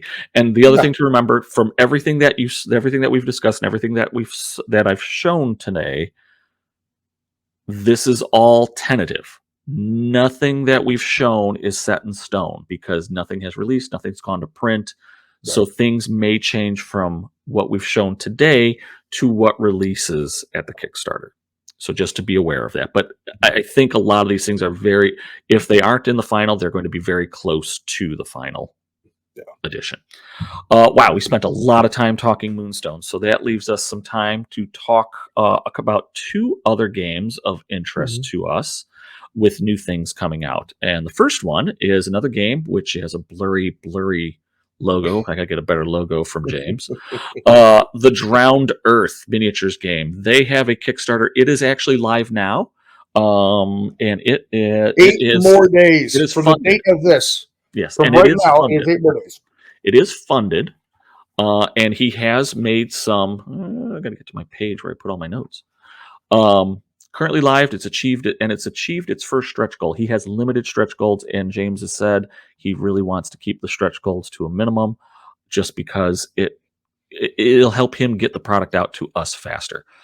So what are we looking at in this Kickstarter? This Kickstarter it's the Drowned Earth, and it is called the Clever Girl Kickstarter. Yeah. So basically, what he is introducing to all the factions a new model and a new mechanic called Whisperers or Dino Whisperers. And essentially, what they do is they have their own pet, and it's usually the small dinosaurs, but they will give a special effect, or they will allow the dinosaurs that they whisper to have some kind of special effect. They'll still be able to run around and shoot things and all sorts of stuff, but and get objectives and so on and so forth. But they make up their money in weight. They make up their money in making these small dinosaurs more effective. There are currently 5, and actually there's a 6th, but I don't know if he's a whisperer or not. We'll get to that in just a second. But as you can see around the board, there's Lyra the Artifactor Whisperer, tough old dinosaur trainer, Brooks no nonsense in her peerless tutoring of Artificer Trodoons, which prove Trogodons. Yeah, Tronodons, Or which guard. Yeah, who cares? Who cares? Somebody will correct us. For guard dinos for dig sites and warehouse, and allow Troodons to break the alternate activation core rule and activate consecutively. So what she can do, and this will make you want to take lots of the Troodons, is she'll do her activation, and then she could activate a Troodon, and then she could activate another Troodon, and then she could activate another Troodon. But wait, if you have another Troodon, she could activate another Troodon. So basically, she could activate all of her Troodons after her until she either says, or your opponent says no mas, or she says no more, or she just doesn't have any more Troodons to activate. So normally you only get to activate one figure. She could activate maybe 3 or 4, including herself. So that's Using up your opponent's reaction activations. Yeah, that's. Mm-hmm. Then we have, I'm going to go in corners. We have the one that I've definitely already backed, Tonto the Firm Whisperer. Sure. If you've ever seen it, because who doesn't want a ninja? Right. I want a ninja. If you've ever seen a member of the criminal enterprise known as the Firm, there's a chance that they had an Overraptor enforcer, and there's a strong chance the Overraptor was trained by the ruthless Tonto. Tonto allows Overraptors to deploy with him using the infiltration rule as though they were scouts. So now I get up the board with my Overraptors and Tonto, along with, I don't know, Liz or somebody else. I'll just go whole stealth force and murder things with my murder turkey or whatever that is. It's not the murder chicken, because Ruin has the Corsair Whisperer has the murder chicken. He's got one that's pretty cool. So the Pirates of Drowned Earth favor pack tactics. The murder chickens known to most as Xenoraptors. Therefore, the Corsair Whisperer Room breeds a special, more venomous strain of Xeno, as well as Xenos you purchase at list building. Room allows you to deploy a number of ambush tokens at the start of the game, which each have a 50% chance of turning into a completely free Xenoraptor. Oh, I'm going to buy Okay. however many of those tokens I can buy. I'm buying a bunch and scattering them all over the board. I'll take my chances. Yeah, James, if you're watching, bring lots and lots of dinosaurs to Adepticon. Little dinosaurs to Adepticon, yes. Bring all the little dinos, James. You have Shock, Bondsman Whisperer. We all know the enemy is closer to capture when they're knocked down, so it's unsurprising the bounty hunters of the Drowned Earth favor dome heads. Shock trains dome heads, and these dome heads are truly fearsome bunch. They're knockdown triggers, whether they win a combat or not. Wow. So they just have to do it. They just got to be there. Yeah. And there's July, the Militia Whisperer, which I have to admit, well, we'll talk about how they look in a second. But the Militia are all about range combat, and so July favors Dilophosaurus. Soars. Mhm. Yeah, that didn't work. But anyway, they have a running gun skill, which is always kind of fun. Running gun is always a decent skill, meaning they can dodge when they hit a target in range combat. When near her, they can dodge even further, which I'm wondering I'm wondering if it's either normally you only dodge 1 inch on a running gun. I'm wondering if she's giving them 2 or maybe 3 inches of dodge when they hit. We don't know for sure, but we'll find out. And these are little spitters, right? Yeah, these are little spitters. They're the ones that really messed up the one guy in Jurassic Park, the first one. Right. Always pay your IT folks, people. Yes. Don't care, but those are your problems. Before they disappear about. So these are the 5 that we know of. This is basically the gist of the Kickstarter. Well, there are some things that they have for stretch goals. We'll talk about those in a second. Of the models, now I was always going to get Tanto because I'm a firm believer in the firm. And I have Corsairs or Wayfarers. The other thing to remember, Corsairs can also work with Wayfarers. So Ruum can work with Corsair or Wayfarer force. So he fills both. Of the model designs, I love Ruum, but I gotta admit, even though I will never use it, I love Jalile. It's that dinosaur. It's the dinosaur figure. It just looks so cool. That's the one I like. Which one are you favoring? And you're a militia man, so you know more guns. Hooray! Yeah. But you know what? I've actually, due to this Kickstarter, I have picked up the Bondsman. I actually picked up the Bondsman starter because who does not want a chieftain ape with a holding Necron a skull? It's a Necron skull. That is the coolest friggin' model, man. I love that model. And then, of course, you know, my Florida man kicks up because of rum there, and I'm like, the Corsair, yeah, it's a cool looking gun. Don't get me wrong, but I'm a huge fan of the whole kind of, you know, it's a play on Captain Hook, right? Because it was the alligator that took Hook's hand, and this is the alligator who has a hook for a hand. So I'm like, yeah, I love this. I dig it all. And so obviously when we were driving to our gaming destination this past weekend, you reminded me so kindly that there was this Kickstarter, and then of course I backed the whole blessed thing because, you know. Yeah. So hopefully I'll get this up fast enough so people will still have time as a viewing to get to it. Next slide here is the stretch goals. At 10K, they're doing Hakana. Hakana, I forget which one is. It's the brother of. It's a bondsman, and there's someone in there that, and you can't see it really well, and they've done a little more art for it on Facebook and on the Kickstarter page. But everybody's saying that there's a bonds person in there that has a brother. This is the brother. Let me see if I can find that one really quick. And they're also saying that most people are speculating that so there's a skull on his shoulder, but it looks like there's a little laser cannon a la Predator kind of cannon. Now, that's not confirmed. That's just everybody kind of speculating. But that would be kind of cool. As of this taping, which is Sunday, the 24th of September, they had just unlocked that. They had not gotten to the 12K, which is everybody gets a free download of a Yulia Chronicled scenario for Whispers, which would be great. And I would love them to get to 14K, which is a free objective token, because I could always use more objective tokens.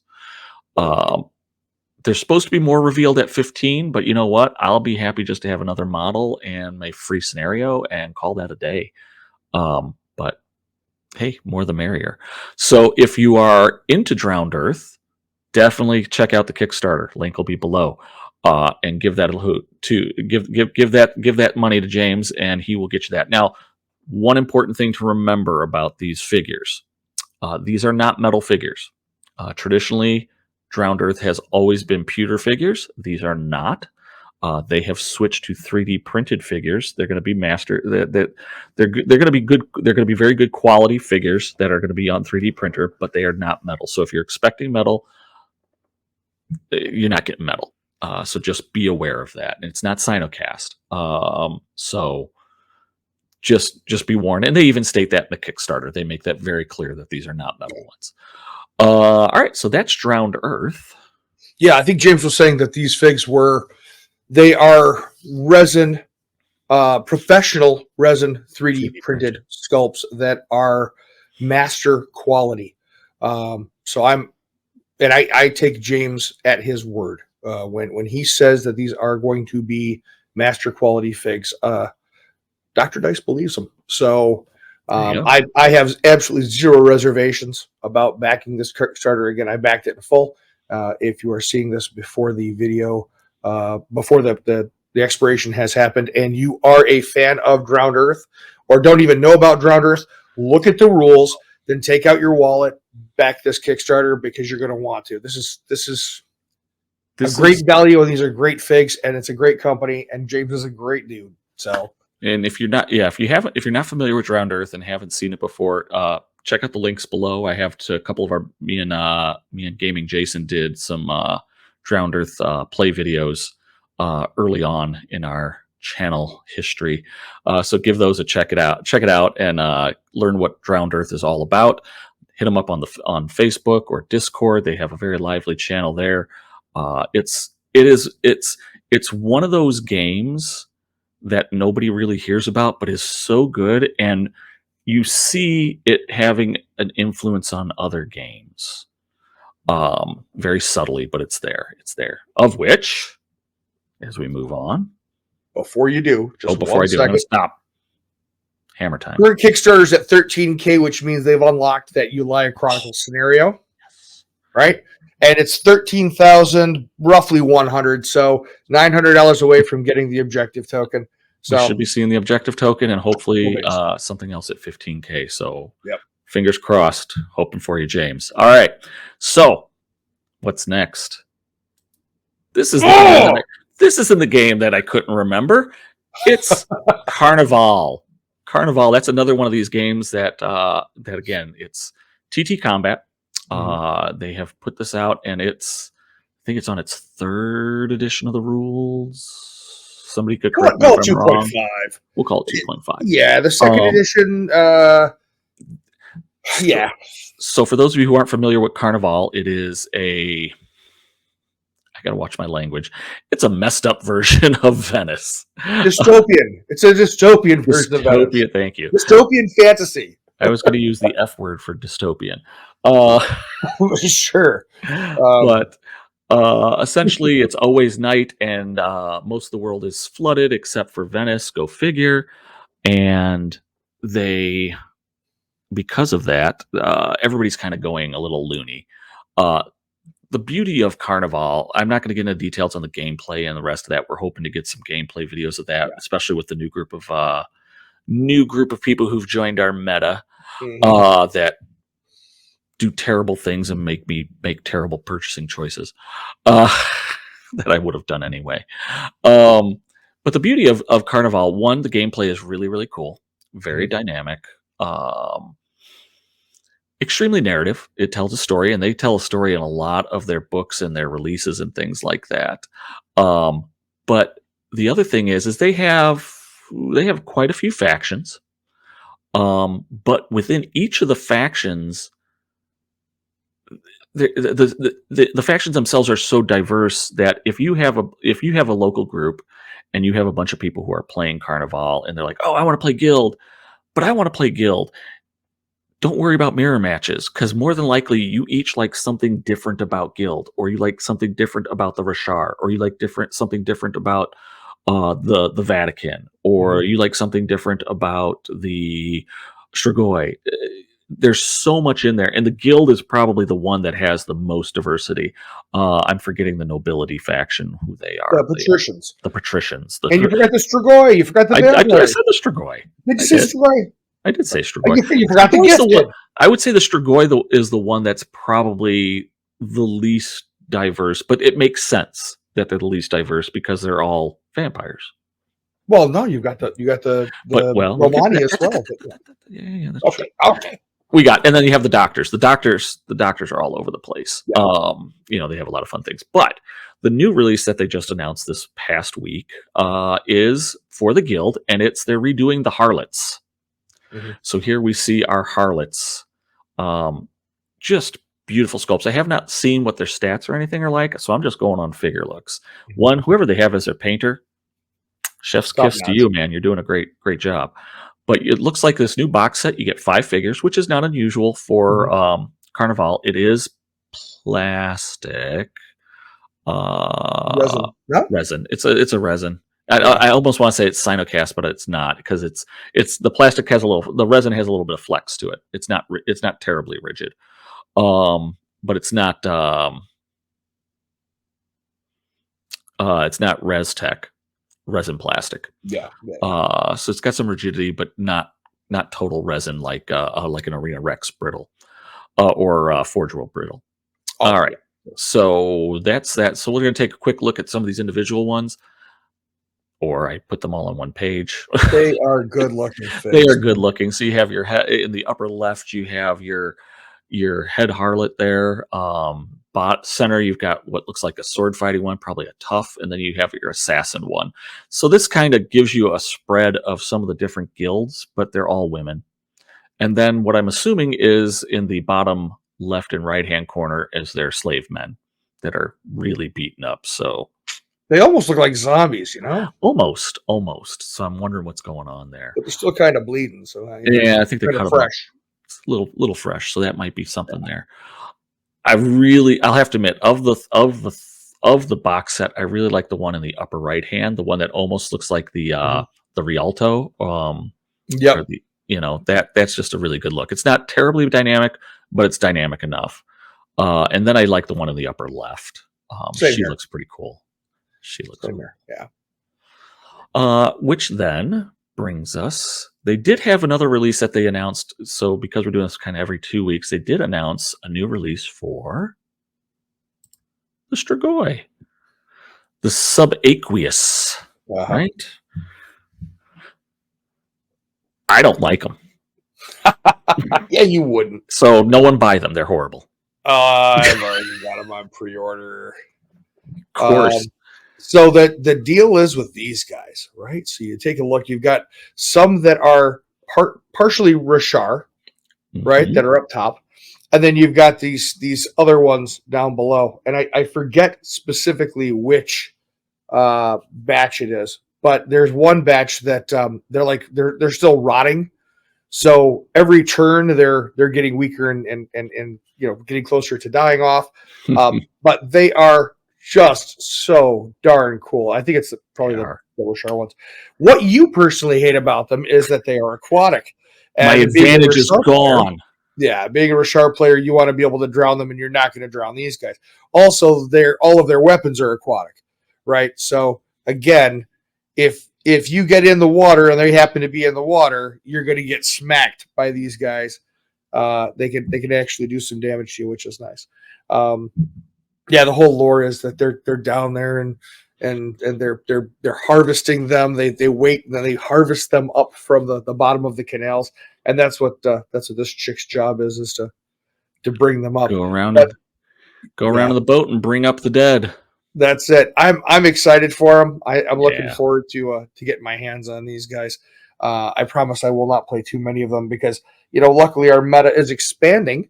And so I'm going to have to be ready to take all comers. And the Vatican certainly isn't going to care too much about some of these guys. So again, Vatican drowns just as well as everybody else.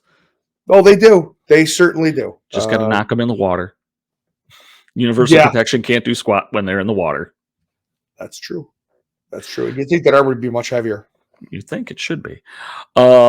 So that is pretty much the two big things, at least for us. Again, TTCombat has other games and they have other releases that they've put out, but we just kind of focus on Carnevale because that's kind of our thing. And hopefully we'll be getting Carnevale's like Infinity and a lot of the other games that we play. It takes a lot of terrain. Lots of terrain. So we're in the process of getting those on top of painting figures, of which, while I've gotten better and faster at it, I'm still slow. All right, so that is Carnevale. So notice how these have just clipped along as compared to that Moonstone one, but the Moonstone one had so much good stuff. Yeah. So what does that bring us? That brings us to what are we playing now?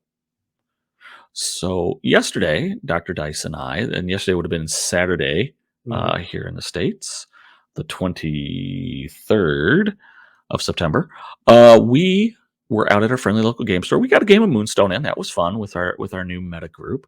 I got a 4-player game in. I got my ass thoroughly handed to me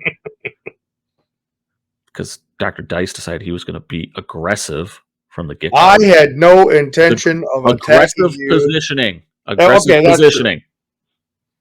But there were other windows, there were other doors you could have started in. I put a Wendigo really close to his guys. Yeah, so sue me. You threatened the couple. They had just woken up. Olam was asleep. They didn't know what the Wendigo was going to do. Had to be dealt with. Of course, then I got killed. I couldn't even kill it. Then I got kill stolen by the stupid Commonwealthers. Stupid humans. Yep. Got his head cut off by a fancy hat. So, but that wasn't the new thing that we've gotten into. The new thing we've gotten into is, what is that, Dr. Dice? That, my friends, is Monster Fight Club Cyberpunk Combat Zone. Cyberpunk Red Combat Zone. So this game is based on the Cyberpunk role-play game. Yep. By Artel Sorian, I think it is. Yes, it's Artel Sorian. So Artel Sorian had created a game called Cyberpunk back in the 1980s, late 80s, early 90s. I played it as a role-playing game. I played it all through the 90s up into the 2000s. In fact, I even, when I was at the Gen Con in Milwaukee, participated in a live-action role-play of Cyberpunk that was hosted by Artel Sorian and Mike Pondsmith himself.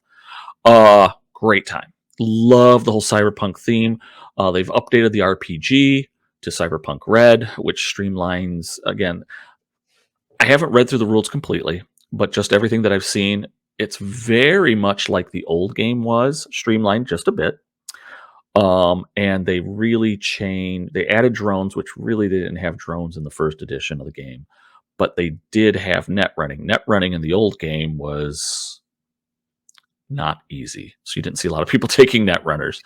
They've streamlined it now. So it's a little more accessible and a little more usable in the game. They kind of did the same thing with Shadowrun too, but I'm glad to see that they did it with Cyberpunk. But the Combat Zone Red is the miniature game. Yep. And if you are not a RPG player, like I'm not really much of an RPG player. On occasion I played them. I kind of started off playing them as a kid.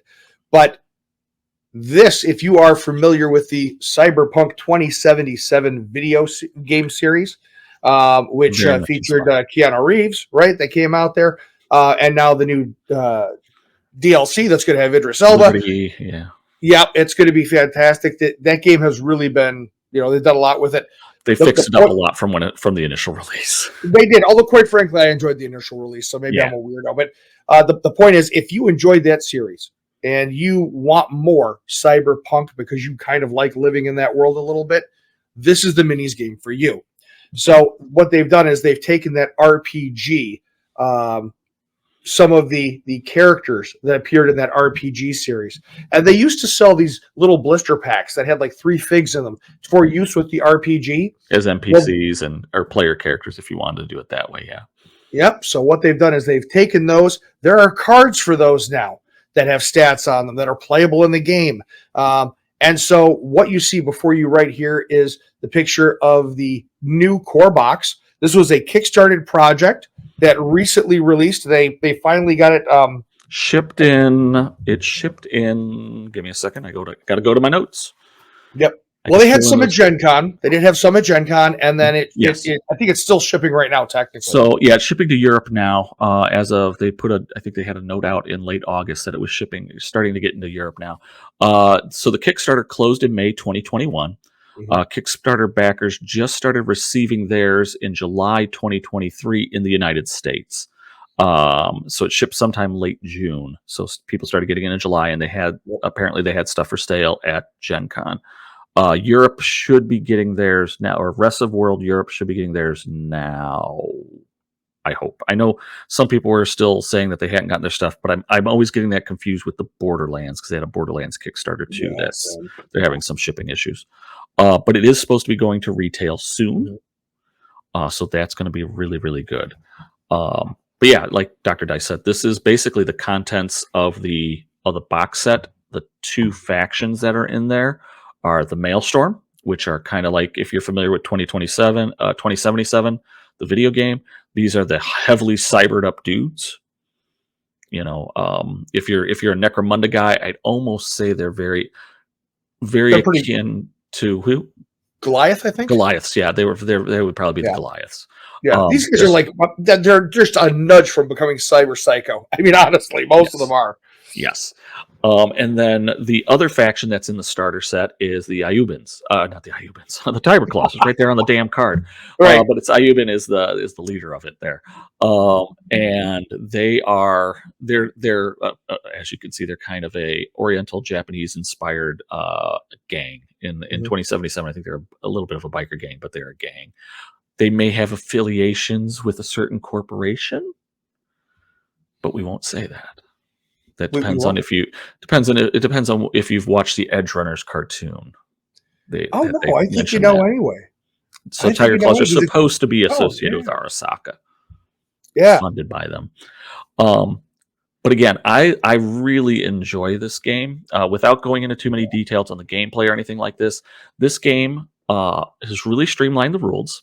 It really it scratches two itches for me. Good solid rules with good maneuvering and dynamic movement and resource management. Yeah. I do enjoy the resource management of it, but it's not cumbersome resource management. So when I mean cumbersome resource management, we're talking if you want to go old school, you're talking fastest Star Trek Combat Simulator. That was horrible resource management. If you're talking more modern day resource management, the first and second edition Batman miniature games that had a lot of resource management to it. This doesn't have that much, and I'm pretty sure either Dr. Dice or myself will be putting out on one of our channels a gameplay video, a how to play video, and then we'll probably get some gameplay videos very soon with our different crews. Yeah, I'm excited for it. When I first saw the rule set for this, I said, wow. I mean, because I didn't want to buy into another game. Okay, that's kind of a lie. I always want to buy into another game, but I didn't want to buy into this game. And because the Cyberpunk world wasn't a really big thing for me, I enjoyed the game, but it wasn't. But then I actually read through the rules, and it was instantly for me. Right? Everything makes sense. Everything is easy. It works the way you think it should work. There isn't some weird counterintuitive thing going on. So I really want you to check out the rules. The rules are available on their website for free on the Monster Fight Club Red Combat Zone. I think it's Discover or Explore is the tab on the top of the page. It's a little convoluted to get to, but it is worth the checking out. It's there.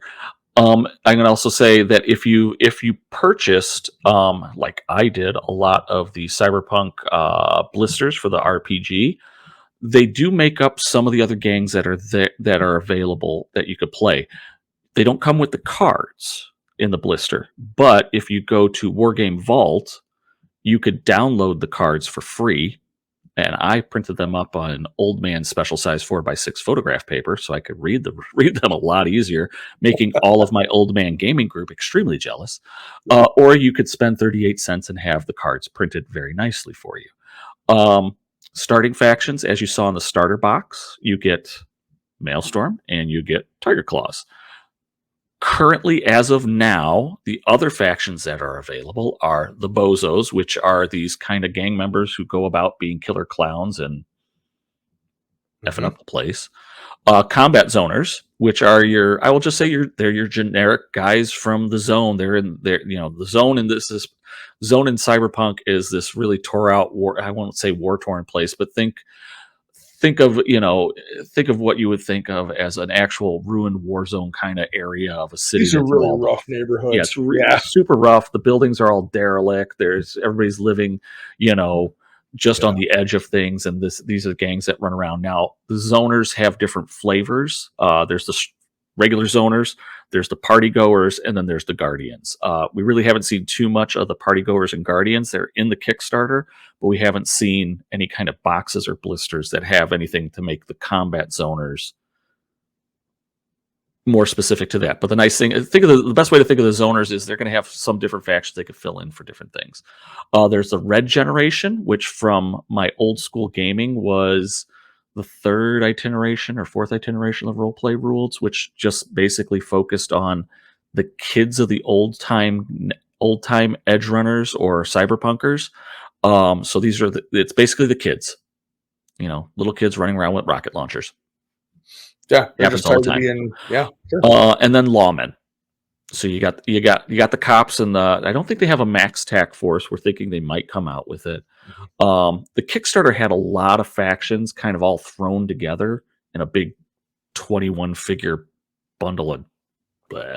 What that had was that you could get all of the different factions that are available here, as well as the trauma team, which was another box that was available. They're not really meant to be their own gang, but you could get those as well. Yeah, these are just the ones that are available now. If you go to their website, you can get these 4 box sets now, and they will have play cards for the figures. It'll have their gear cards, and it'll have their objective cards. But they've just changed something about the objectives where you can get those for free online. Well, the scenarios are free online. I think the objectives are still going to be. Oh, the objective cards are still in there. Okay, yes, the scenarios will be online. Yeah. The other thing is that there's also an Edge Runner, a couple of boxes that they also had in the Kickstarter available. Yep, there you go, right there. And they're available. The 21 figure pack that was available in the Kickstarter was like a bunch of extra figs. And there are these characters called gonks, which are basically your pledges to your particular gang. And gonk is a slang term in the Cyberpunk universe for dumbass, I guess. It's kind of you're just a gonk, you're just like a mook. You're just some guy. You haven't jumped in the gang yet. Yeah. And you know what? You've got 1 hit point, and when you get a hangnail, you die. Yeah, you get 1 action. When you get hit, you're dead. You're just taken off the board.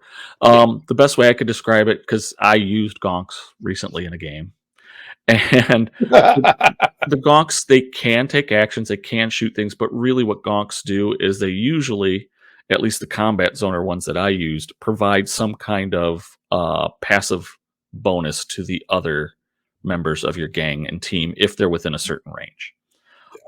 So that's kind of what they do. But yeah, Edge Runners are also available. Edge Runners, they're what they are. If you saw the Cyberpunk 2077 Edge Runners cartoon, they are the old Cyberpunkers. They are the people who work in the shadows doing the corporate or whatever business.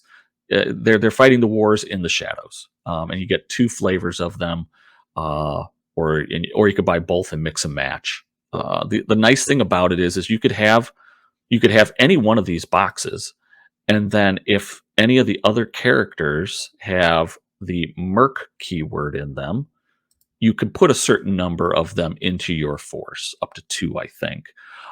So it gives you a little bit. So like the combat zoners might not have great net runners, or they don't have a lot of heavy firepower initially. Well, I'll get a merc solo, or I'll get a merc nomad who's got some firepower, and I'll add it to my list, or I'll get a merc fixer just to help me. And you could kind of do that with a bunch of different things. But yeah, so lots of different factions play. The gameplay is great, just to kind of give you a little bit of a flavor of it. This was from our gameplay on Saturday. Just a couple different screenshots of that. Some of the figures that I put. So the single figures that you see are stuff that I painted. And now, keeping in mind, I am the world's worst painter. And I go slow. I go very slow when I paint.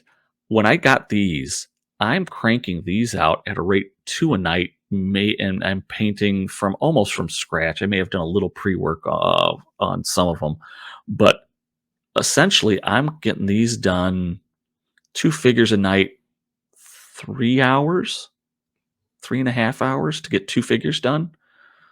That's quick. Now, granted, I'm using a lot of contrast paint and stuff like that, but they take paint really well. They go together well. I did not do a lot of trimming and sanding like I should have done, but I still think they look pretty good. The terrain that comes with the sets, would you say? I mean, you're going to want to upgrade your terrain a little bit, but if you're looking just play quick, I'll let Dr. Dice talk about the cardboard terrain. When I saw him trying to put it together, we were trying to do our first playthrough before we met our other buddies Saturday. We played a few weeks back. I'm like, I ain't gonna touch that. That looks crazy. It wasn't bad at all. It wasn't bad at all. What you're seeing in front of you there with the graffiti on it, that's actually comes right out of the box like that, right? It is a very thick, heavy card. I'd say it's about a 1/4 inch thick card.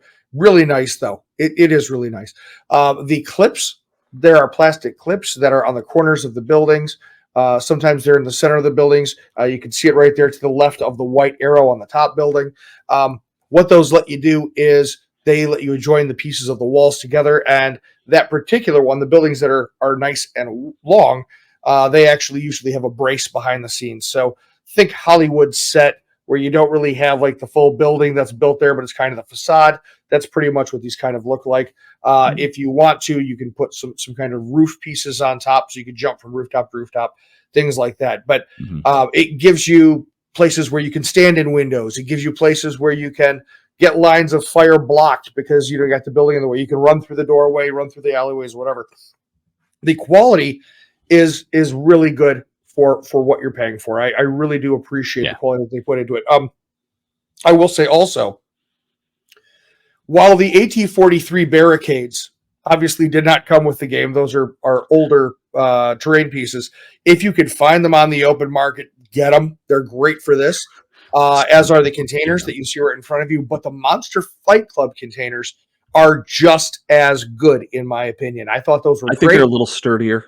Yeah. They're a little bit different shape, but they're sturdier. If you're looking at the top left-hand picture, if you look through the alleyway there, you could see a black, it's black with some white lettering on it. That's one of the Monster Fight Club crates. I'd say they're almost about the same length as the AT-43 you see to the right of the alleyway in that upper left-hand picture. It's just they're thinner but taller. Yeah, and they're great. I mean, they go together very smoothly. They are much sturdier, much thicker, sturdier.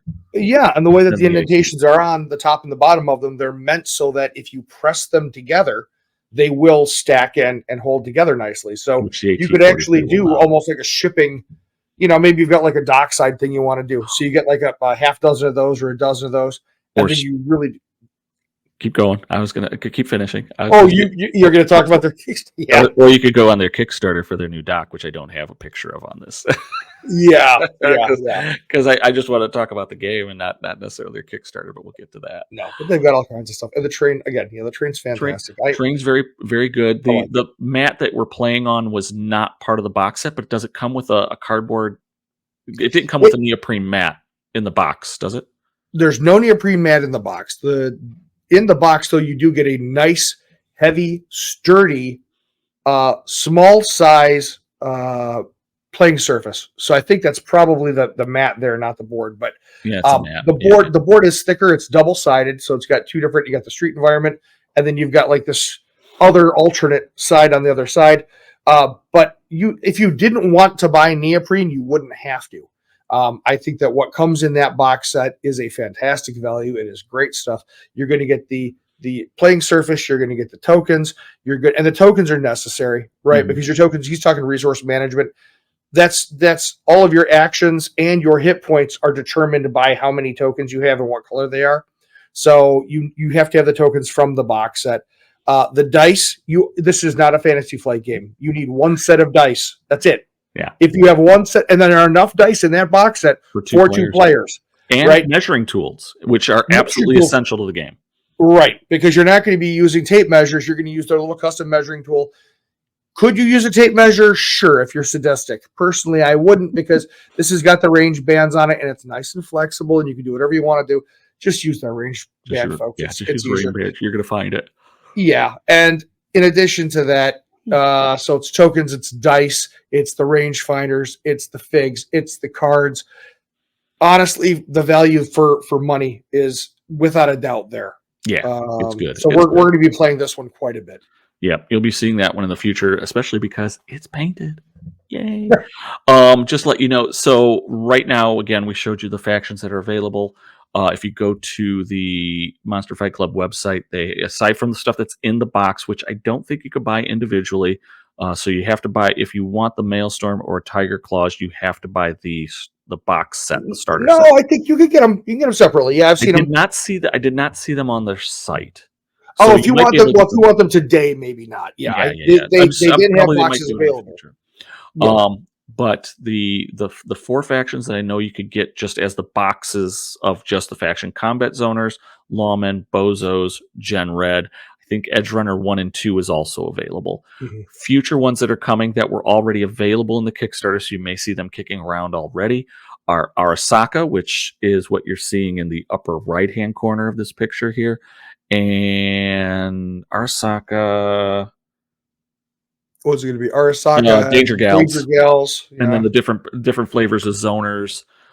Trauma Team is going to be there. Are they doing a Team Monster box as Team well? Monster. I haven't seen a Team Monster box. Okay. Team Monster was just in that big pile of stuff, so they may do a Team Monster set. Okay. Team Monster, I think, is based on a role play group that does kind of like Critical Role, but for Cyberpunk. And so it's their figures to represent those characters. So that's something to look forward to. Definitely check out Monster Fight Club. I'll put a link down below for you to peruse their selections, and definitely give them a nod. And if you like, you may be familiar with Monster Fight Club for their terrain, but I will say I know they've done some board games and does some other things. I don't know if this is their first foray into a full-blown miniature game. If it is, in my opinion, I think they knocked it out of the park. Yeah, without a doubt. I think they've done a very, very good job with it. It's just a question of how, and if Mike Pondsmith is, now granted, he may have sold them the licensing to it, but he kind of keeps an eye on everything. Artel Soreen has been around forever, and they have done a lot of things, so I'm sure there's going to be some, this is not going to go away. They've made it, again, in my opinion, and I don't want to go long because we're going a little long on this. In my opinion, between the scenarios and everything that they have, they've made this a very interesting, and with the campaign rules and everything else that are with it, it rivals Necromunda in depth, but I think where it excels in is the rules are very slick. Yep. Necromunda, while they've gone through other itinerations of their rules, is still basically a rule set in the 80s and 90s, with a little bit of changes here and there to streamline things and to clean some things up. This is a much slicker rule set, and gives you a lot more things that you could do, and you get faster play, but you don't lose depth. I agree. Yeah. All right. So I think that was the last of my slides. What? We're going to finish right on the nose of 2 hours. Wow. We might be getting there. So that's pretty much our first run of what's happening in the game in the galaxy of Gaming with the Guys, Dr. Dice Gaming world. We didn't quite show you the stuff that we're painting, although you did get to see some of my finished products of Cyberpunk. And I'll be honest, in the last 2 weeks, I probably painted a lot of Cyberpunk. What's on my painting table right now? More Cyberpunk, more Lembas bread. But I do have the Wildwood figures and Gump for Moonstone. They're prepped and primed and ready to go. But yeah, that's it. And I got Ursula. I call her Ursula, but she's the fire that burns underwater for Carnevale. And then I got to start working on some of my historicals so we can get into that. Dr. Dice, what do you got on your painting table, just really quick? Oh man, my painting table is huge. So I have got Carnevale. I don't want to have painting table envy. All right, let's just. Well, it's very sad. It's just I got too many things I'm working on at the moment. So I've got Carnevale on the table, right? Trying to get those Strigoi ready to go. As much as I love my guild, I kind of want to play some more Strigoi. I like your Strigoi. Yeah. And then I've also got a little bit of Conquest every now and again. I've got some Moonstone that I still have to catch up on. Well, at least more Moonstone that I bought this weekend. And then last but not least, I've also made the and Cyberpunk as well. But I made a terrible decision. I got involved with Judge Dredd from Warlord Games because that is also a very narrative play. And I figure, well, if I'm going to be buying a ton of terrain for use with Cyberpunk, maybe I can get some double duty out of it. Also with both Infinity and Judge Dredd. So I started really diving into Judge Dredd, which means I've got judges and I've got, the city defense and it's the fatties. It's a ridiculous, weird, dystopian, cool thing. If you're not familiar with Judge Dredd, watch the Carl Urban movie from 2012. That's the better version. Oh, that is so good. Don't watch that. If you want to have a laugh, check the Stallone movie out. Oh yeah, but it's so bad. Yeah. So hopefully we'll probably have some more. We'll probably talk some more maybe in 2 weeks about Judge Dredd. We'll maybe get a game or two under our belts. We'll have some pictures of it. Show that. That'll be our new game to talk about then, which actually it's been out for a while, but hey, what hasn't been? Anyway, hope you enjoyed today's talk. Again, this is something that I'm hoping that we could do in the near future. Get a few more, talk a little more. Maybe get some other people on here. We'll talk about some other games. I don't think they'll go quite as long. It's just that Moonstone Kickstarter was extremely long and had a lot of stuff. And my goal was to consolidate everything into one place rather than having to go, oh, I got to go to this. I got to go to this person's. I got to go to this person. I got to this person's. Now, if you'd like, I'll try and put those different places where I gleaned all this information from down below.